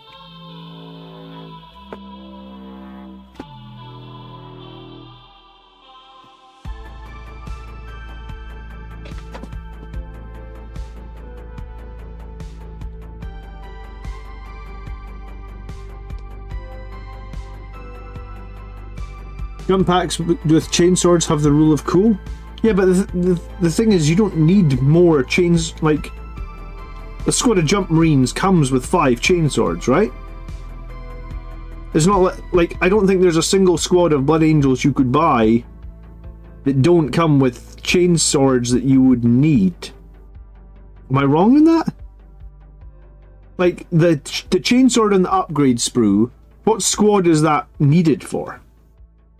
Like, what Blood Angels unit are you buying where you're like, damn, I really need a chainsword? Like, is there one? I can't, and even if there was one out of how many, most people are going to have Death Company models. Most people are going to have Jump Intercessor models. Most people are going to have Assault Intercessor models. I feel like all those units come with chainswords, right? They're for an alt pose? Who gives a frick about an alt pose, man? It's just a chainsword models are like a dime a dozen, man. They're like the most they're like the most common unit in your army. I mean, alt pose like Astrath or Dante or someone, but alt pose a chainsword guy?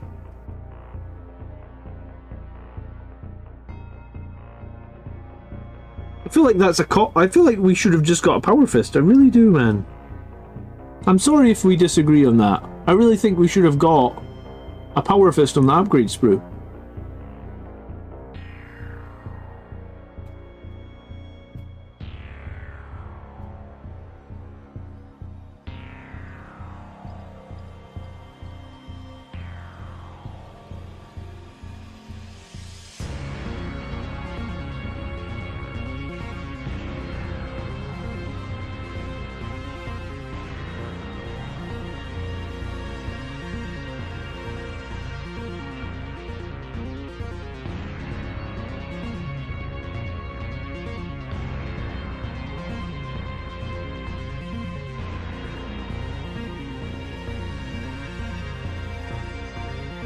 I would have liked one nice hammer on the sprue to go with the captain because he doesn't come with one. That's a good point as well. The friggin' jump captain doesn't come with a thunder hammer.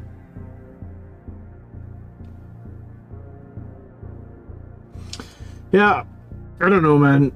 I feel like the upgrade sprue, the Death Company box, there's definitely been some serious misses here. I don't know what we can do to tell Games Workshop they are serious misses. I try to make my videos as respectful as possible, but I do feel like there was some big serious misses. And then also, like, no custom bits for the Dreadnought, like, not even a custom sarcophagus or something. I mean, you look at the old, if you look at the old Blood Angels Dreadnoughts, where there was like 3 different sarcophaguses and there's like 3 different face plates for the Dreadnoughts, and now it's just like we get nothing. I don't know.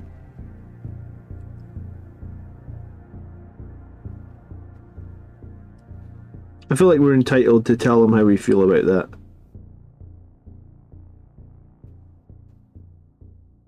If you're happy, great, man. Don't let my upsetness upset you, you know?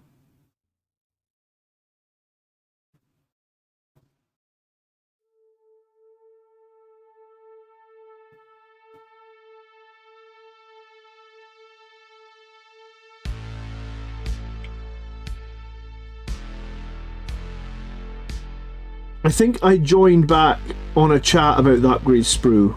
I was just referring to my favourite jump pack loadout as it was the last thing I heard. The sprue was not exciting. Yeah, I mean, I think most people can agree that upgrade sprue was... Yeah, we didn't even get X transfers, did we, Beretta Beast? I don't know why they did that, man. It's not...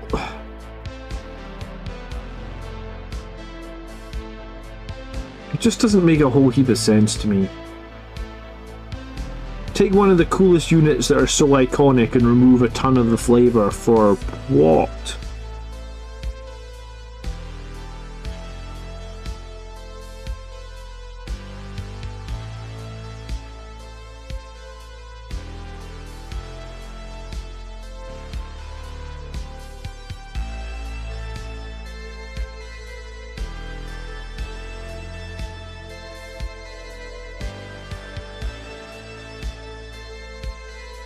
For ease of production, sure. Yeah, for profits, I guess, JDI.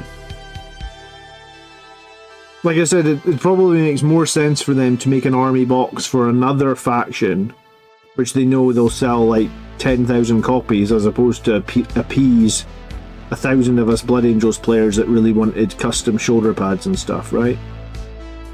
I guess that's probably the harsh reality of it, but we're not blind to that.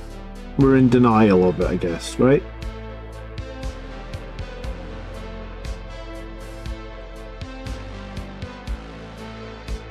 And there's nothing we can do about it. That's the facts, I guess.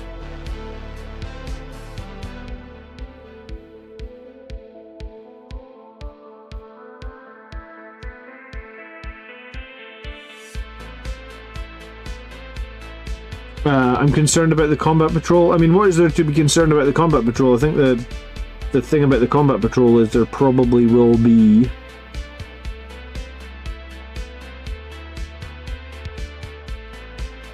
I mean, like, you're not going to get that many... I don't think you're going to get any distinct Sangre Guard. You know those shoulder pads? In fact, I put one of those shoulder pads on this guy here, right?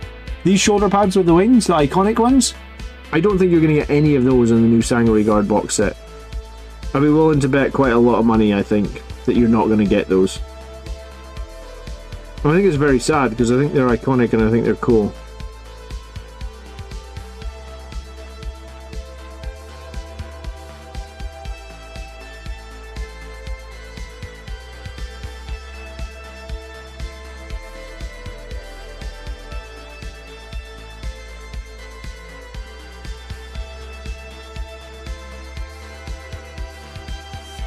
What has happened to Gabriel Seth? Like, where is he?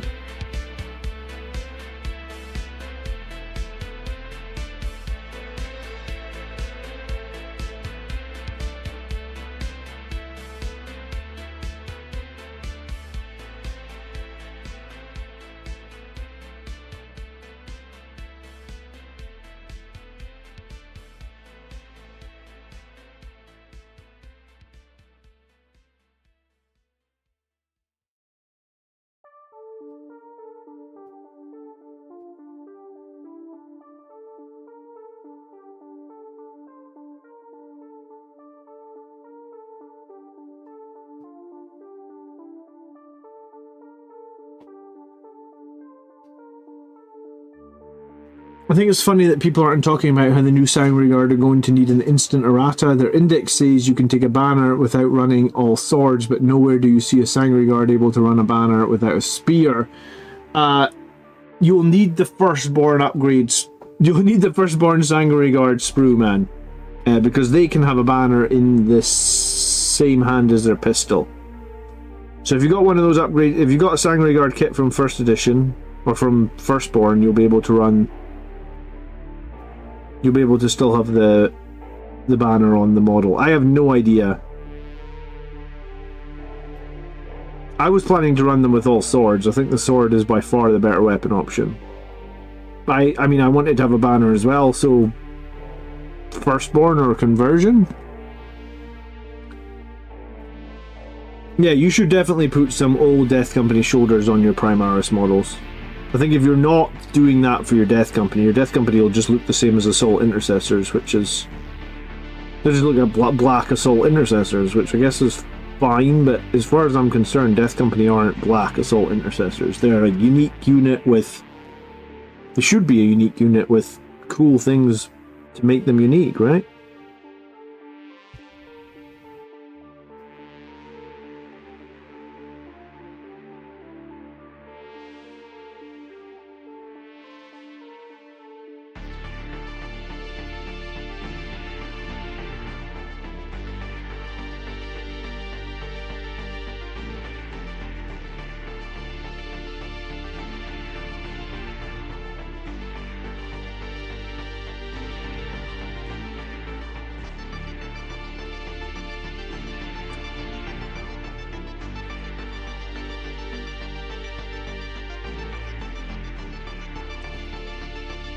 The Red X is unique, damn it. Yeah, if there was a way to do Red X, like if there was a... Those old Death Company shoulder pads are going to be worth their weight in gold now, man. I don't even know what I did with them. I bought some on eBay because I was like, I need these.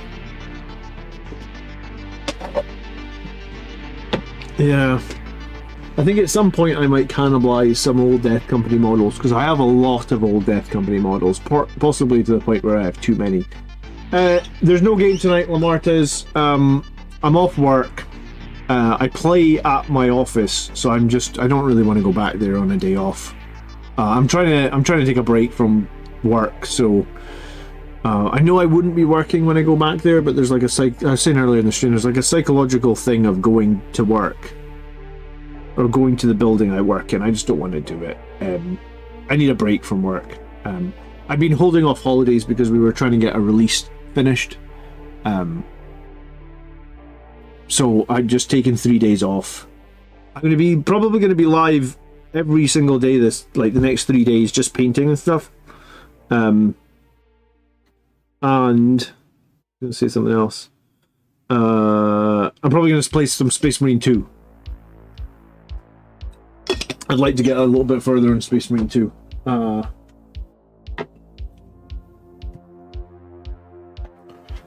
Astaroth is built, time to prime. Should I paint the red of the sinew armor a metallic red or a more standard red?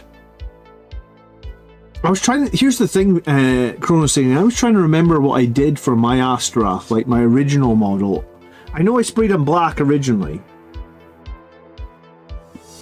And then that, like the sinew, I think I just maybe painted it like Mephiston red and then gave it like a dark wash. How did you do it? Etsy is a good way to get extra bits. Yeah, I mean, it certainly is. A lot of people will be making money on Etsy because it's an option, I guess. Hello, it's Just Gamble. How you doing? You're very lucky if you have a surplus of Sangre Guard or Death Company parts, because those parts are going to be worth... Well, they're going insane. Someone was saying earlier, an old box of Sangre Guard, like Firstborn Sangre Guard, are going for like 2.5 times retail. 120 bucks now on eBay for a box of Firstborn Sangre Guard. Hello to Maine in USA. How you doing?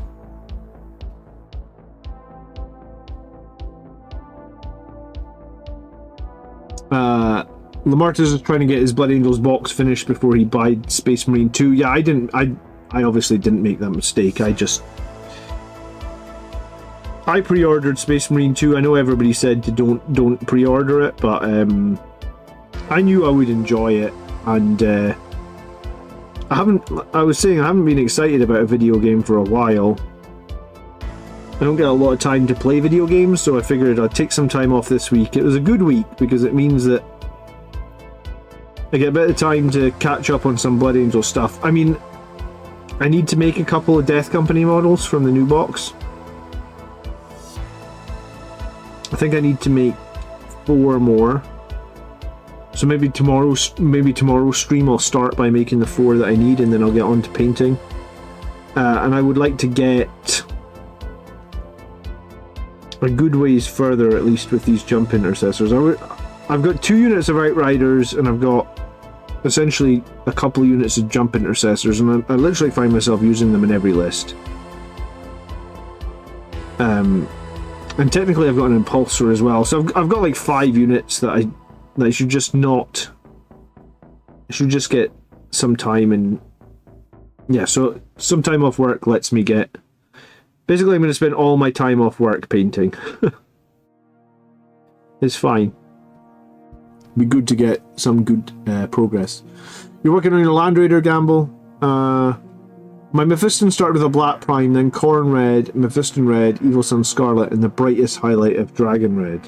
Oh, Fire Rider Red.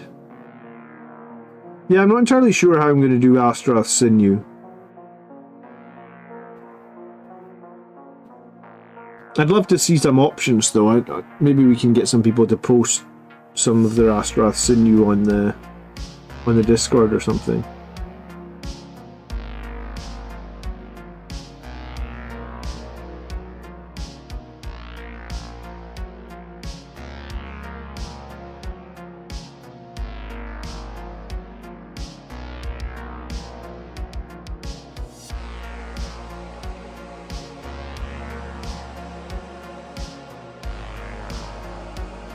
I'm painting my first Blood Angels. I managed to find the colour for their bolt rifles and pistols. I like mixing Abaddon Black and Iron Hand Steel. It's good to experiment, that's for sure.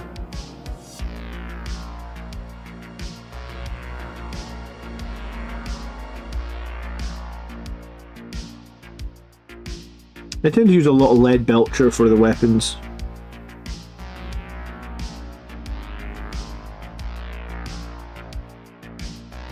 Gives that sort of like grimy Warhammer 40,000 vibe for me anyway.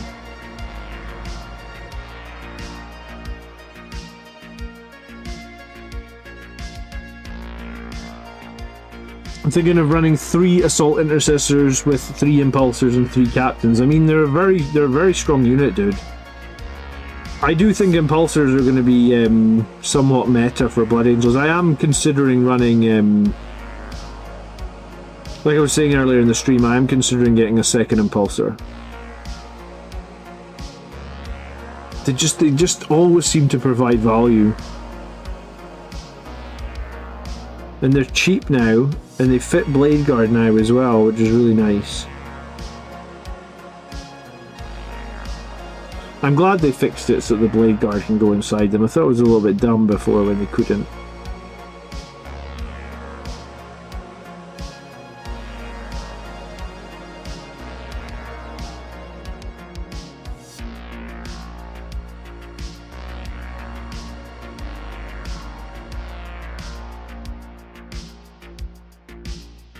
The only issue is it's £50 for impulsors. Yeah, I mean, I suppose they're not the cheapest, right? I believe Mike was saying you can buy a gladiator tank, and with a bit of magnets you can have it work as an impulsor as well. I'm not entirely sure if that's right. I'm sure it was Mike. Maybe somebody else said it. But I think there's definitely a way to... Oh, look. It was Mike. Hey Mike, I didn't see you sneak into chat. You just appeared because I said that I thought it was you, right? You were waiting. You've been hiding in chat till I called you out by name. How you doing, Mike? Good evening. Buy gladiators and build the impulsor. How easy is it to take it from the impulsor to the gladiator? Because I actually do need a second gladiator. I only got one.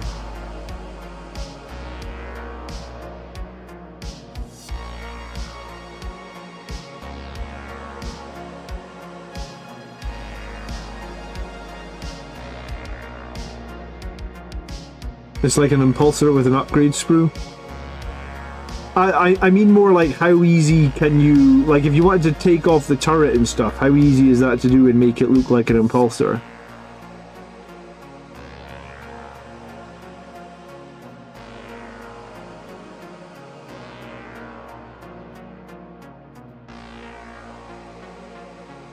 You can just pop the turret housing back off. You do not even need magnets.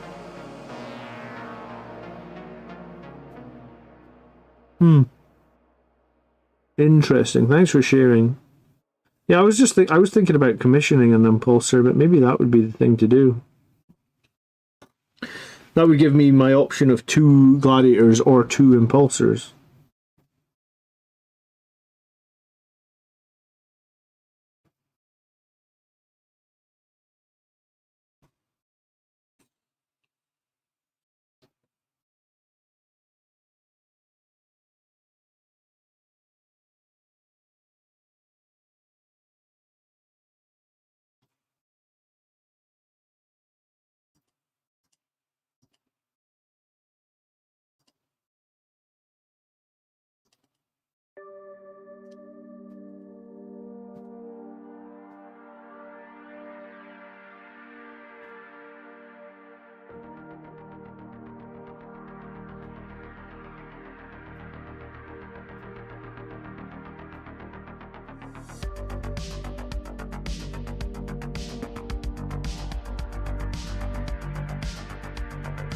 The impulsor and gladiator are 2 separate plates, so you can interchange both.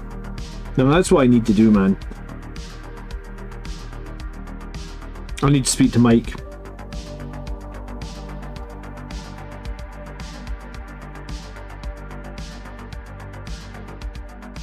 He was asking me earlier today if there's anything I need commissioned, so I don't think I've done a commission since just before 10th edition, and the reason I probably haven't done a commission is all that shit that I got commissioned right before 10th edition got made Legends. Boy, it sucks when you buy all the models and then you pay like twice as much as they cost again to get them all commissioned just to find out that they're all going into Legends. Hopefully that won't happen now for a little while, Phil. I was going to say, Blood Angels are done putting models into Legends for a little while at least, right?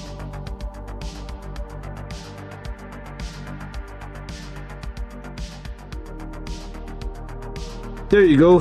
Martez is going to do it. He's going to say thanks to chat. I think I'm going to do it as well, to be honest, so thanks, chat. I think at some point in the future they will remove the Predator Destructors. They'll Legends them, and in a lot of my lists have been reliant. Yeah, I was going to say I'm reliant on Predator Destructors. I've used multiple Predator Destructors. I like them. So if I'm losing the ability to run Predator Destructors, then I'm going to need something else. It's probably going to come back to Gladiators.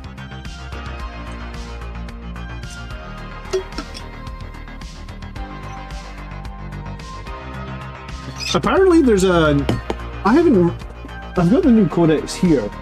But apparently, let me see if it's still there. Maybe it's a typo. Apparently in the codex... Maybe... I was going to say, is it in this codex? Do they have the force organization of the chapter somewhere in the codex?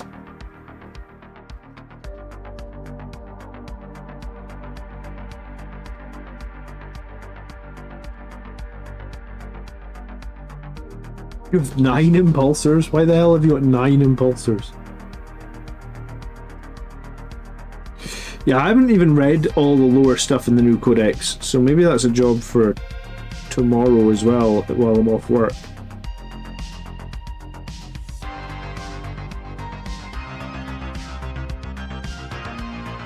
Did they remove the force organization? You know, like the bits with all the company detachments. Is that gone from the new codex?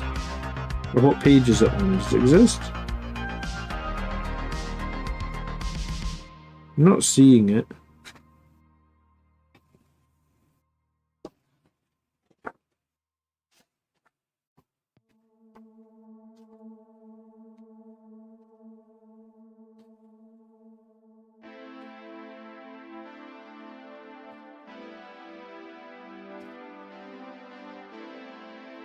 Oh, I'm glad they put that piece of art in the codex.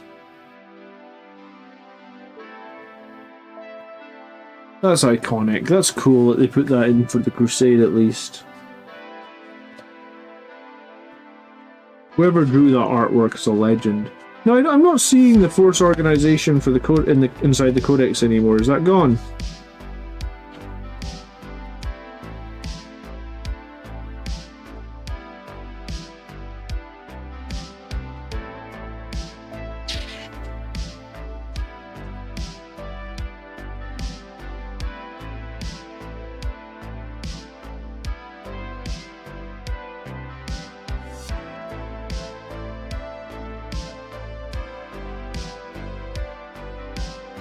Really, you can never have too many. Oh no! Here it is. Look, yay! Okay, look at this bit. Ordering of the host page. Apparently, there's no page number on this page. Page 21 in the new codex. Look at this bit. The Librarius, Chief Librarian Mephiston, Epistolaris, Codicers, Lexicanums, Acolytiums, Serfs, Servitors, Furioso, and Librarian Dreadnoughts. So they're part of the library race.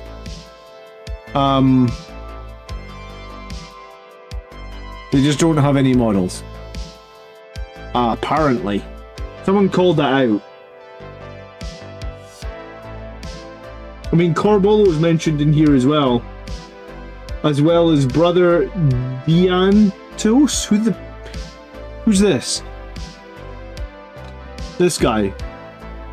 Brother Diantos. I guess he's part of the Exalted Herald of Sanguinius. I don't think I've ever heard of him before. I'm like the biggest lore guy. Someone tell me who this guy is. You got this, chat. Help me out.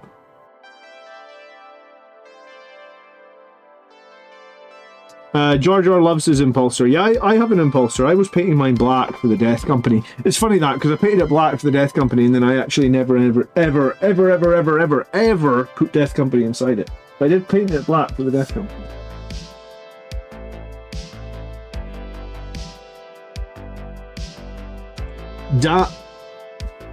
Daintios? Is that right? Who is Daintios? Who is he?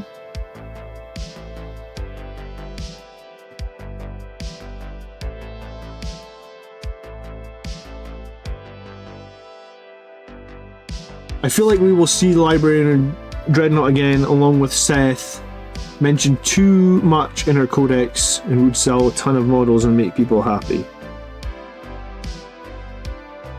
Well, I guess let's hold on to those positive vibes, right? It would make a ton of people happy for Seth to come back. It would probably make a ton of people happy to have Librarian Drat. But yeah, someone else just... Over on Twitch, they just say that they copy and pasted. Which possibly was what happened as well.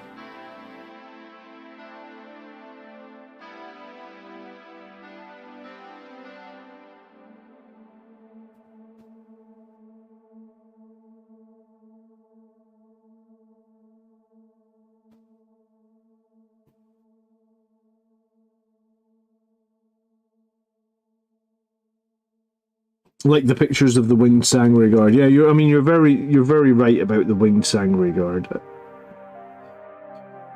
It's so weird that, man. Someone in chat earlier was saying that they heard a rumor from a Games Workshop employee that there was going to be a Sangre Guard upgrade sprue with wings because they've had such a bad backlash on it. I don't know if I believe it, but I do know there was like a campaign on Reddit that had like lots of views, and also I know a bunch of people on Reddit who were like advocating that everybody would email Games Workshop telling them they were unhappy.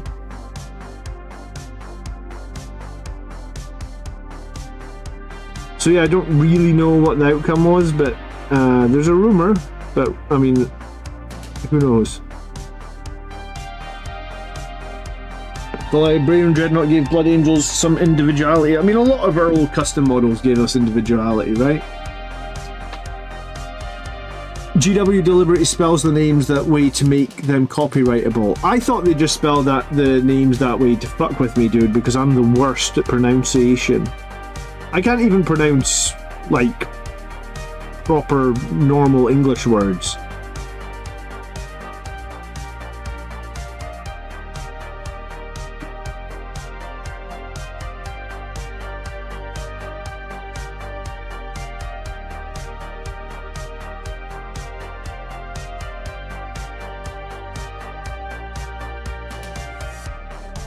They could get round it by making a Sangre Guard kill team with an upgrade sprue. Ooh.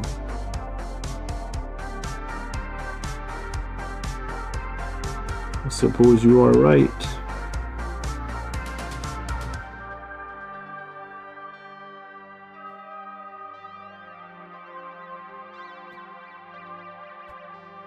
Do they have a lot of jump pack models in Kill Team? I know that they just did I don't really play Kill Team, but I know they did. They had a Votan unit with a jump pack, right? And then they added. There was that recent cinematic where they were doing like Tempest Scions with jump packs, right?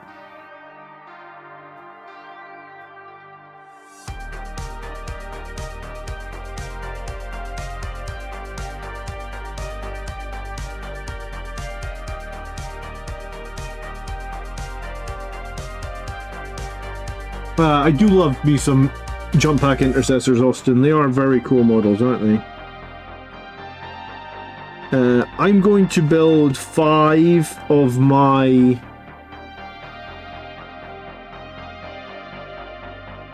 I think I'm going to build 5 of the death... Sorry, I think I'm going to build 5 of the jump pack intercessors in that new Blood Angels box as just regular jump intercessors, maybe. Because I usually run... 10 jump intercessors. A lot of my recent lists have run like 2 5-man squads, I think is very strong.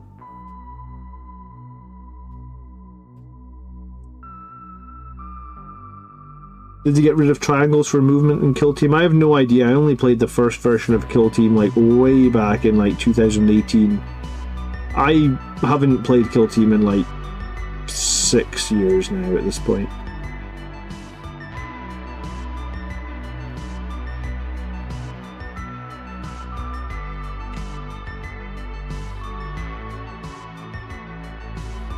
It worked for people that complained about the Sonic movie. I mean, what happened with the Sonic movie? They redid some of the animations or something?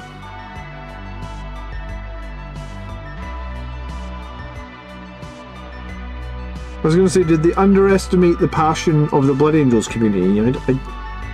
I feel like it must have been something like that. I did see, like, occasionally, like, you know, everybody's got different, everyone's got different opinions, everybody likes different things. We get that. We try and make sure that we're inclusive on this channel and we understand that everybody's different. But one of the things was, like, there was genuinely a few people that were like, I really like the new Sangre Guard. Like, I definitely saw a few people say that. Which surprised me, but I mean, I guess it was up some people's tastes. So maybe it was just a miss with a fact, you know, like, maybe some people did actually, they were quite okay with it, and it's just some people, like myself, that were just like, man, I just feel like we lost too much customization for me to be okay with this.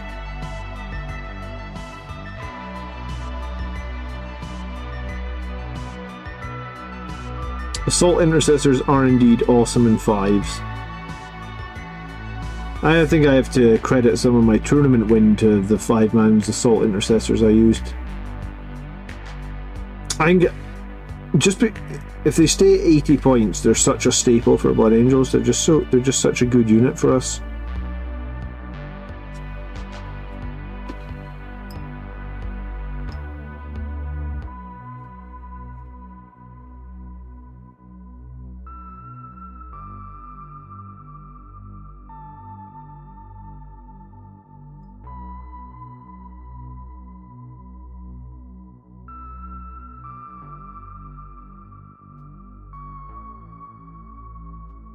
As I say, I'm cracking on my... This is probably the longest hobby stream I've done in ages. 3.5 hours.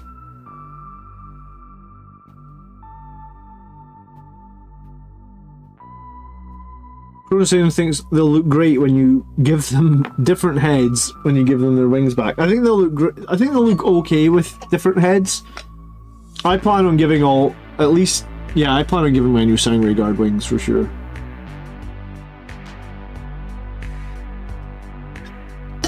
I gave my Dante wings as well. I know Dante's never really had wings, but I thought it looked cool. And it's my model, so I will give him wings if I want to, I guess.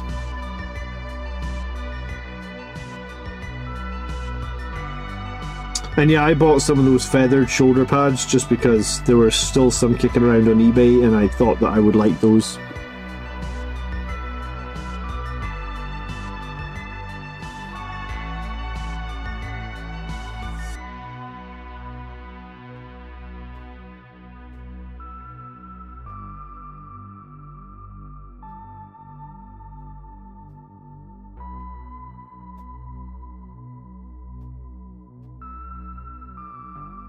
So I ended up going with Richard's suggestion of using the Fang as the base colour for inside these jump packs. I think the Temple Guard blue, like the blue in the plasma pistol, might have been just a bit too much.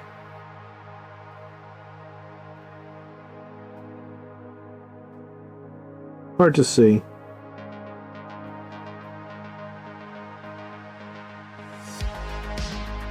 I think that looks okay.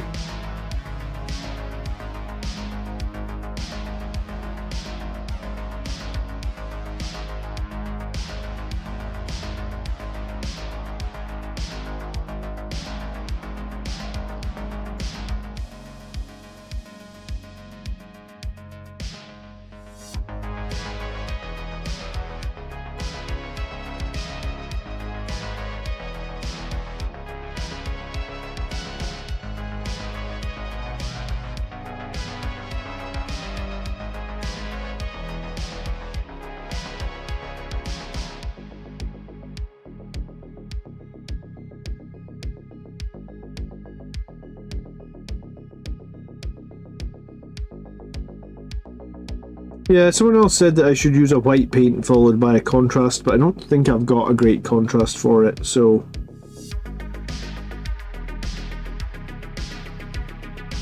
I'm okay experimenting. Do you know what? We'll try this blue this time round. I think I will wash it with something. I'm not entirely sure what I'll wash it with. And if it's not the result that we want, then the next set of jump intercessors, I guess, will be slightly different.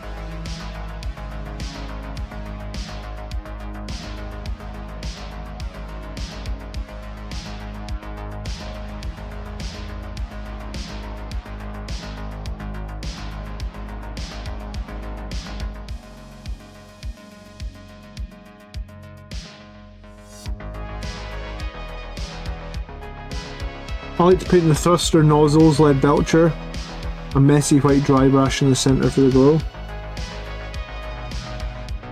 and then blue ink over the whole interior. Interesting. I was thinking of maybe painting those bits that stick out the bottom of the jump pack metal.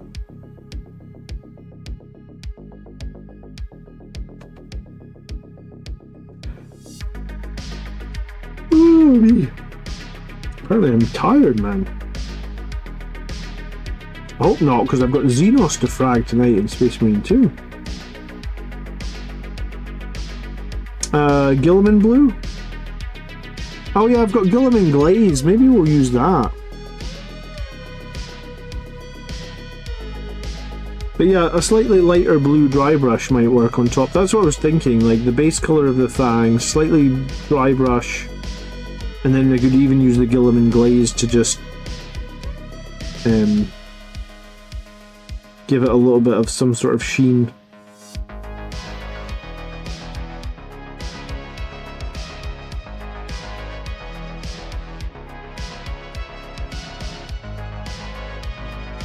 Dan puts the metal tips on the jump packs and he thinks it looks way better. Alright, we'll do it, Badan.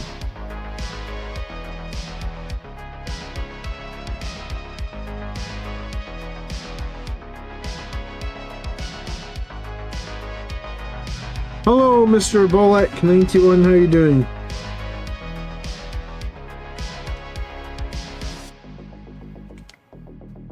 Oh, man, I just keep yawning. I had lots of coffee today as well. Didn't I finish that coffee? Yeah.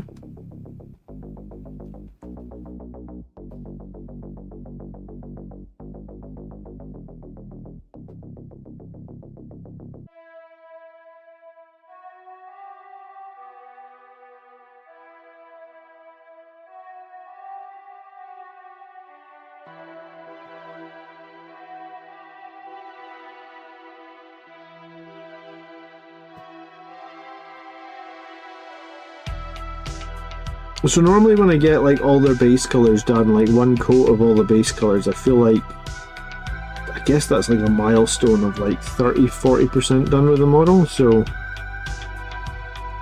we are sort of approaching the realms of we've done a base coat. One more coat, then washes.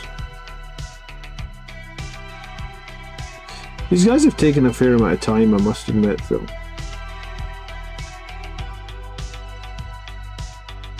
Probably for me it's like a 30-hour project. You have an old Blood Angels tactical squad, man. You should have put that on eBay. It was worth like 200 bucks. I have like half of a sprue left from a Blood Angels tactical squad, Bolek, and I can't bring myself to get rid of it because it's so rare and cool now.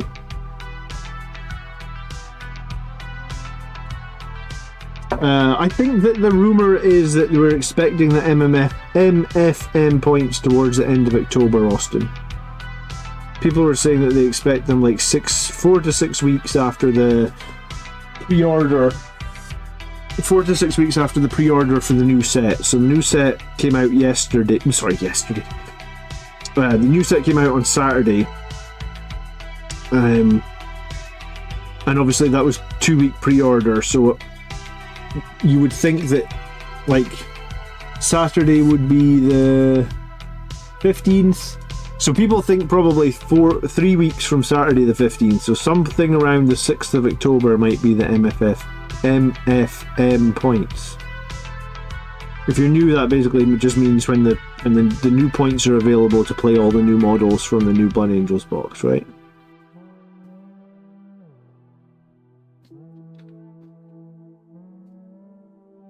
Alright, these guys feel like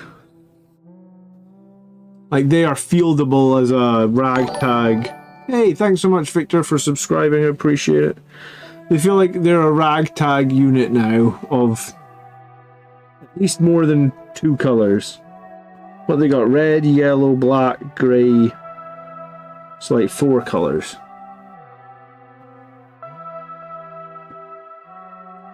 I'll be going live tonight to play Space Marine 2 about 3.5 hours from now, I think, because I mean, I can't put an exact time on it because I have to put a 2-year-old and a 4-year-old to bed.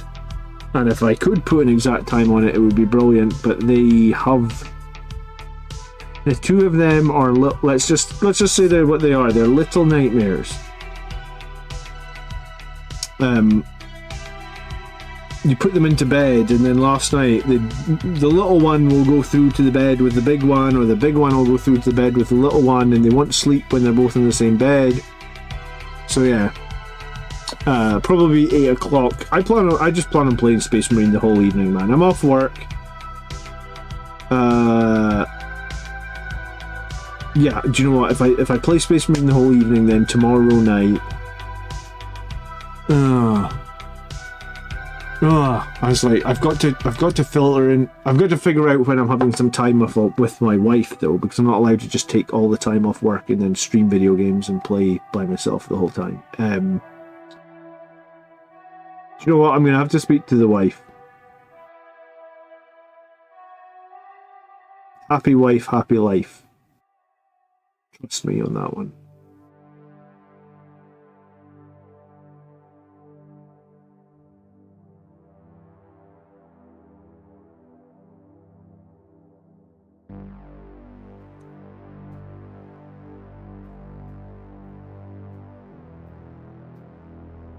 I think I can play Space Marine 2 tonight.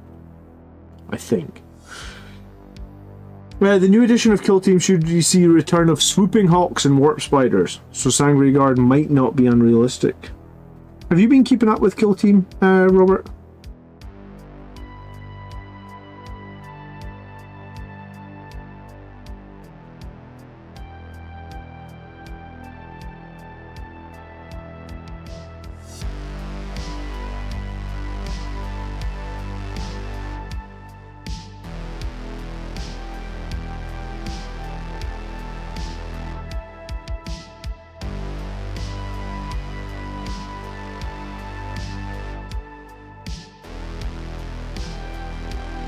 So I want to say actually what we'll do is we'll aim for 9 o'clock tonight so that I can spend an hour with the wife. That's probably the safest play for me.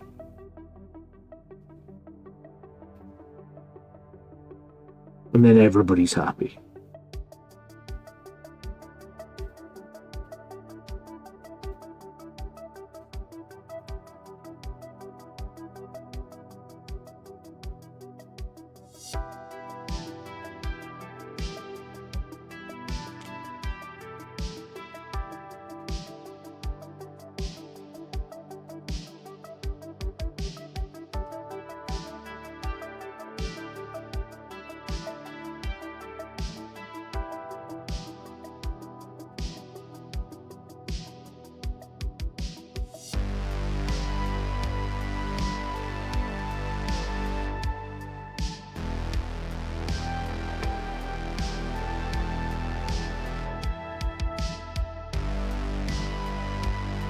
I think I have like a Chronos blue, so I might dry brush some Chronos blue into these jet. Do you know what? Why am I repainting these? Because I just said to myself that I was going to paint the insides of these silver, I think.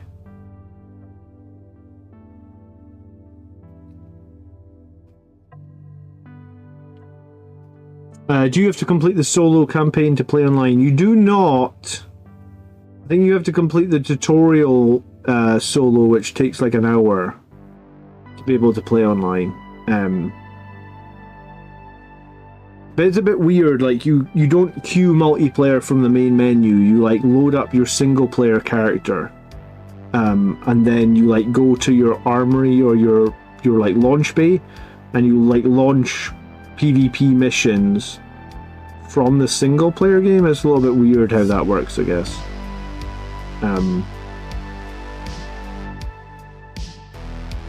Maybe it's only me that thinks that's weird, but like I feel like sometimes in like a game like that, you can just go straight into multiplayer. Have a nice day, Frank. Don't work too hard.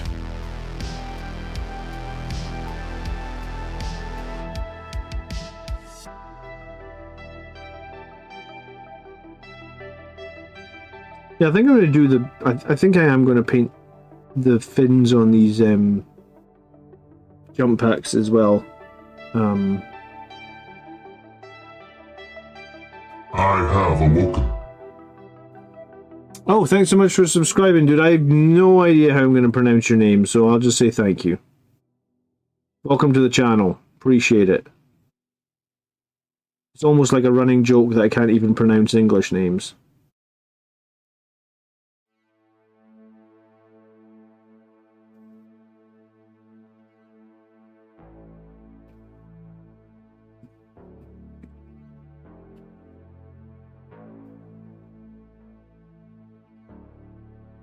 But yeah, I had a link in, if you check out any of my Space Marine 2 videos, if you haven't played it yet, I had a link that let you get it like $20 cheaper.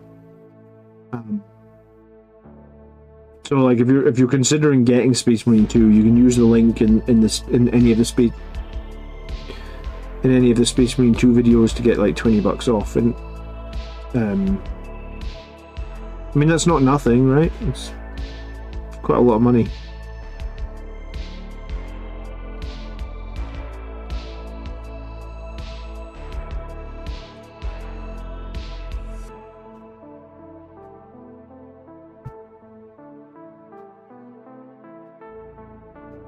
Yes, love. What do you need?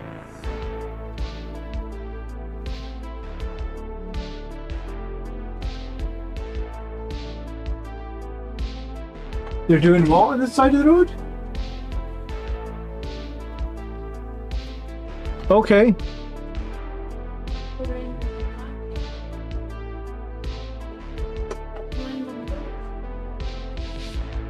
On which street?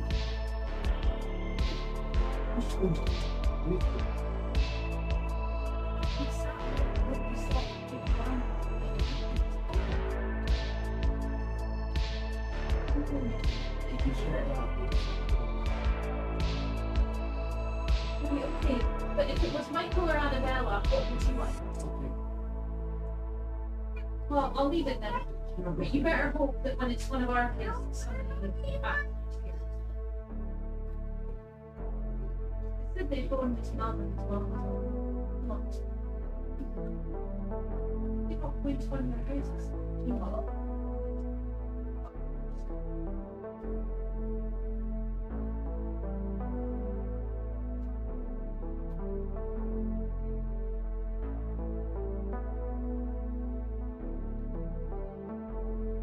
Oh.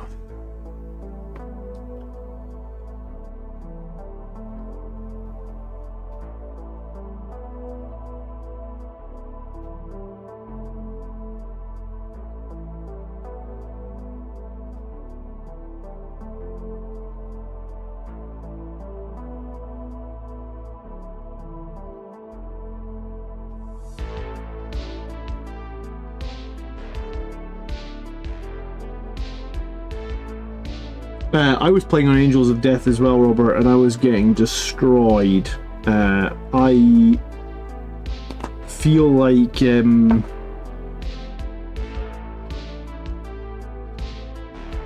like Angels of Death is very, very difficult. The bit that I'm at the moment on Angels, I don't know how I'm going to get past it.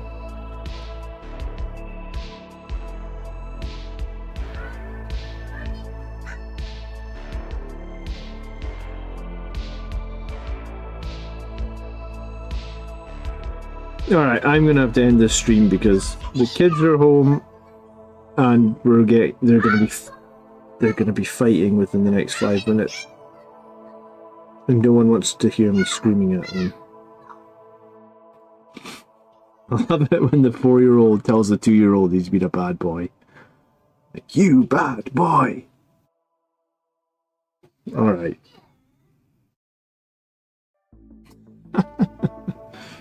Thanks for hanging out today, guys. I'm going to definitely try and be back later to get my butt kicked on Space Marine 2 for a while. I think if I put the same, like, 4 hours... well, I've been live almost 4 hours today, yes. I think if I put 4 hours more into these jump intercessors tomorrow...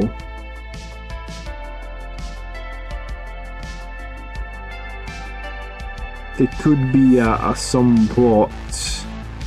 They won't be... I was going to say, they might be at the point where they've had, like... because I've got a lot of second coats to add to all this grey. Like, I need to go over all the grey with Lead Belcher, and that's going to take a lot of time.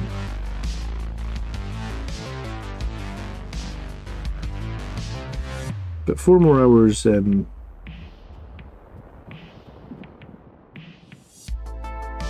it'll help. And I might do like another 4 hours on Friday, actually. Like, just get these, and then I'm trying to think what I'm doing this weekend. I don't think I've got anything on Saturday, so I'll probably be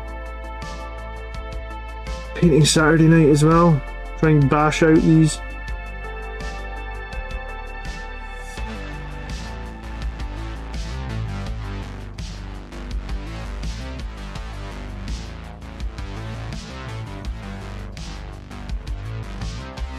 And then I guess next up as Outriders.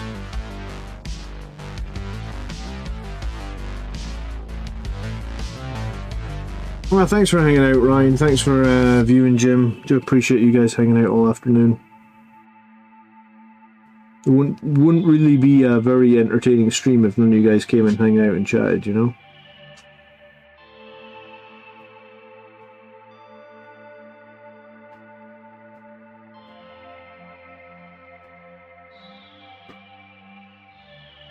Who said looking crisp? Artie.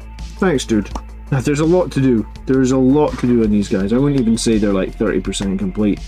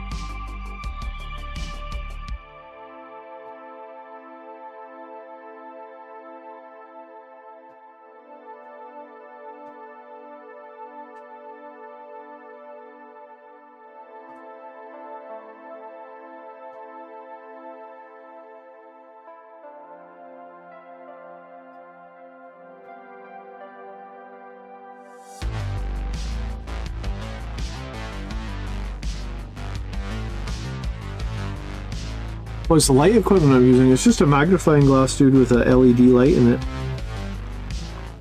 Like, how can I show you? So, like, here's a model. Here's the magnifying glass.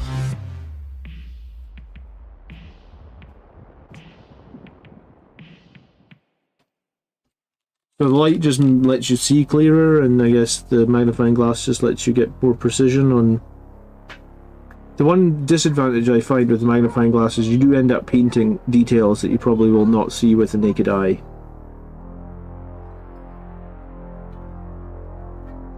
But it does also mean you can be very accurate.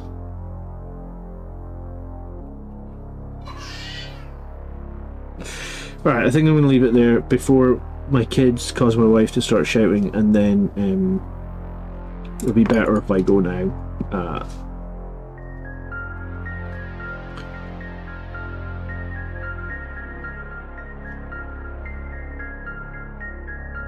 So start high on the Space Marine 2 bit and work my way down. I appreciate the advice, Jim. I will try that tonight. I've become dependent on my magnifier. Anytime I try to paint without it, I just can't do it. I'm the same now, Mike. I've been using this magnifier for like...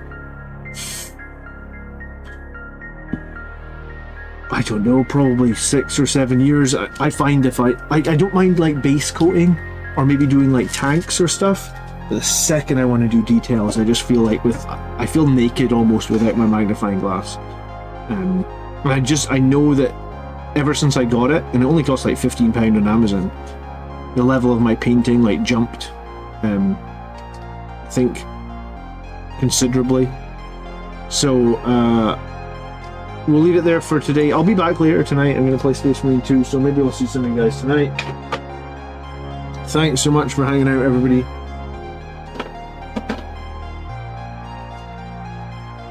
You have the sexy magnifying glasses. I mean, I guess this is just the same, right?